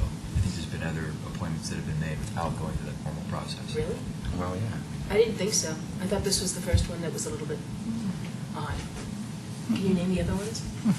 I can't think of one. Well, if anybody's asking my opinion about this, is that we have two extraordinarily well-qualified people to fill a committee that have come down and spoken to us. I see no reason why we wouldn't appoint one. Hopefully, we'd have both people involved in this, or in ProStack or whatever. I don't know why we would hold this up, and I'd strongly recommend doing something this evening. If it's the board's pleasure to wait until August or September, we can certainly do that too. Yeah, I wasn't thinking of postponing this until August. I just wanted to make sure that it was a little bit more public, and it goes through the Superior Sentinel in July, which is just a couple days, and an e-blast, and then by the end of July, we've seen the candidates and we can make a decision. I mean, I'm not looking at, 2-3 months. All I'm saying, well, so that's a different So approach. we have different approaches We have here. two different approaches. Well, that's and being we have an suggested. artificial timeline approach applied to the working group. I don't think it has to drag on and on either. If we have one meeting of that group and we identify a process that committee chairman collectively thinks a good idea, et cetera. But, I'm willing to abide by simply noticing this one properly the way we had agreed to notice them, or I believe we had agreed to notice them a year ago, that we always notice every vacancy, the way Deborah said, in the Sentinel and E-Blast at a minimum, in the bulletin board, et cetera. So if there's consensus for that, that's fine with me. But I do believe that this falls in the realm of 3 or 4 or 5 issues that this working group is going to be addressing. And I think that's fine to address this after with the chairs when we are able to get with them. But obviously, we haven't had any dates that are going to work. Correct, Phyllis? So I wouldn't want to hold it up for that. All I just want to do is just make sure it's just out there in the public, throughout the residents, and like we said we were going to do for every committee. And we have 2 very qualified candidates, and if we get 0, we still have 2 great ones. So end of story. And I don't think that 30 days is going to kill anybody in either committee, or I apologize to both candidates if they have to wait another 30 days or not, and maybe overruled and we'll move on. But Okay, well, unless there's additional board comment about this, I'll entertain a motion of some form from somebody. so I'd like to make a motion that we we postpone for 30 days, posted in the Superior Sentinel for July, and send an e-blast out to residents, and then bring it forth as soon as possible after that. Motion by Trustee Williams, Trustee Can I Pennington. ask a question about that? Matt, when is the next Sentinel due out? July 1st. So, we don't have to wait for 30 days. We could literally do 2 weeks from today, could we not? Yeah, I'm not saying 30 days. Yeah, I'm just okay. saying as soon as possible. Right. I'd like So to be whatever after that I'm is. here. I'm sorry? I'd like to take part in the vote, and I won't be here for that meeting. We'll have to interview people anyway if we have more. Right. So it'll be We'll at have least to 30 days. Mm, okay. So is that a second? Trustee Pennington? I'll second Okay. Deborah's. I just want to make sure. Yeah. Discussion. Yeah, just to clarify things. So what you're saying is we'll follow the process the way it's supposed to be. Everybody will hear about it. You have 30 days to come forward. And then we will make a decision the first meeting we have in August? Well, So we trustee- have to see if we have to have interviews. No, Trustee Skumas needs to be here, so it has to be in August, right? Well, if we have more interested applicants, we'll have to do interviews. So. Sometime in July. Yeah. Okay. Okay. And the deadline's July 15th, then we can't do interviews until that second meeting in August, or July, sorry. Okay, fair enough. You I just want to said, understand how this. you said something about 30 days to respond. I didn't put the number of days. Yeah. Okay. Well, I just want to make sure that Trustee Skumas is here, so July is out, so we should have this discussion again, first meeting in August. Okay. I mean, we should be voting on it, hopefully. Right, All right. So we have a motion and a second for the discussion. All in favor? Hanson, Williams, Gregor's, Pennington. So that motion opposed. Sorelli, Skumatz, Muckle. That motion carries. Thank you. And I apologize, it's kind of unorthodox, you guys came here, you've been here for 2 hours, and you were expecting a decision. That's not the way we usually do things, so. Sometimes even we are on self-correct. Okay, very good. Thank you very much for coming this evening. Appreciate it. That brings us to item number 9, which is executive session to determine positions relative to matters that may be subject to negotiations, develop a strategy for negotiations, and/or instruct negotiators pursuant to CRS 24-6-402.4.e regarding Jefferson Parkway. Is there a motion? Trustee Williams, second by Trustee Gurkuris. Discussion. All in favor? Unanimous for an executive session. Thank you.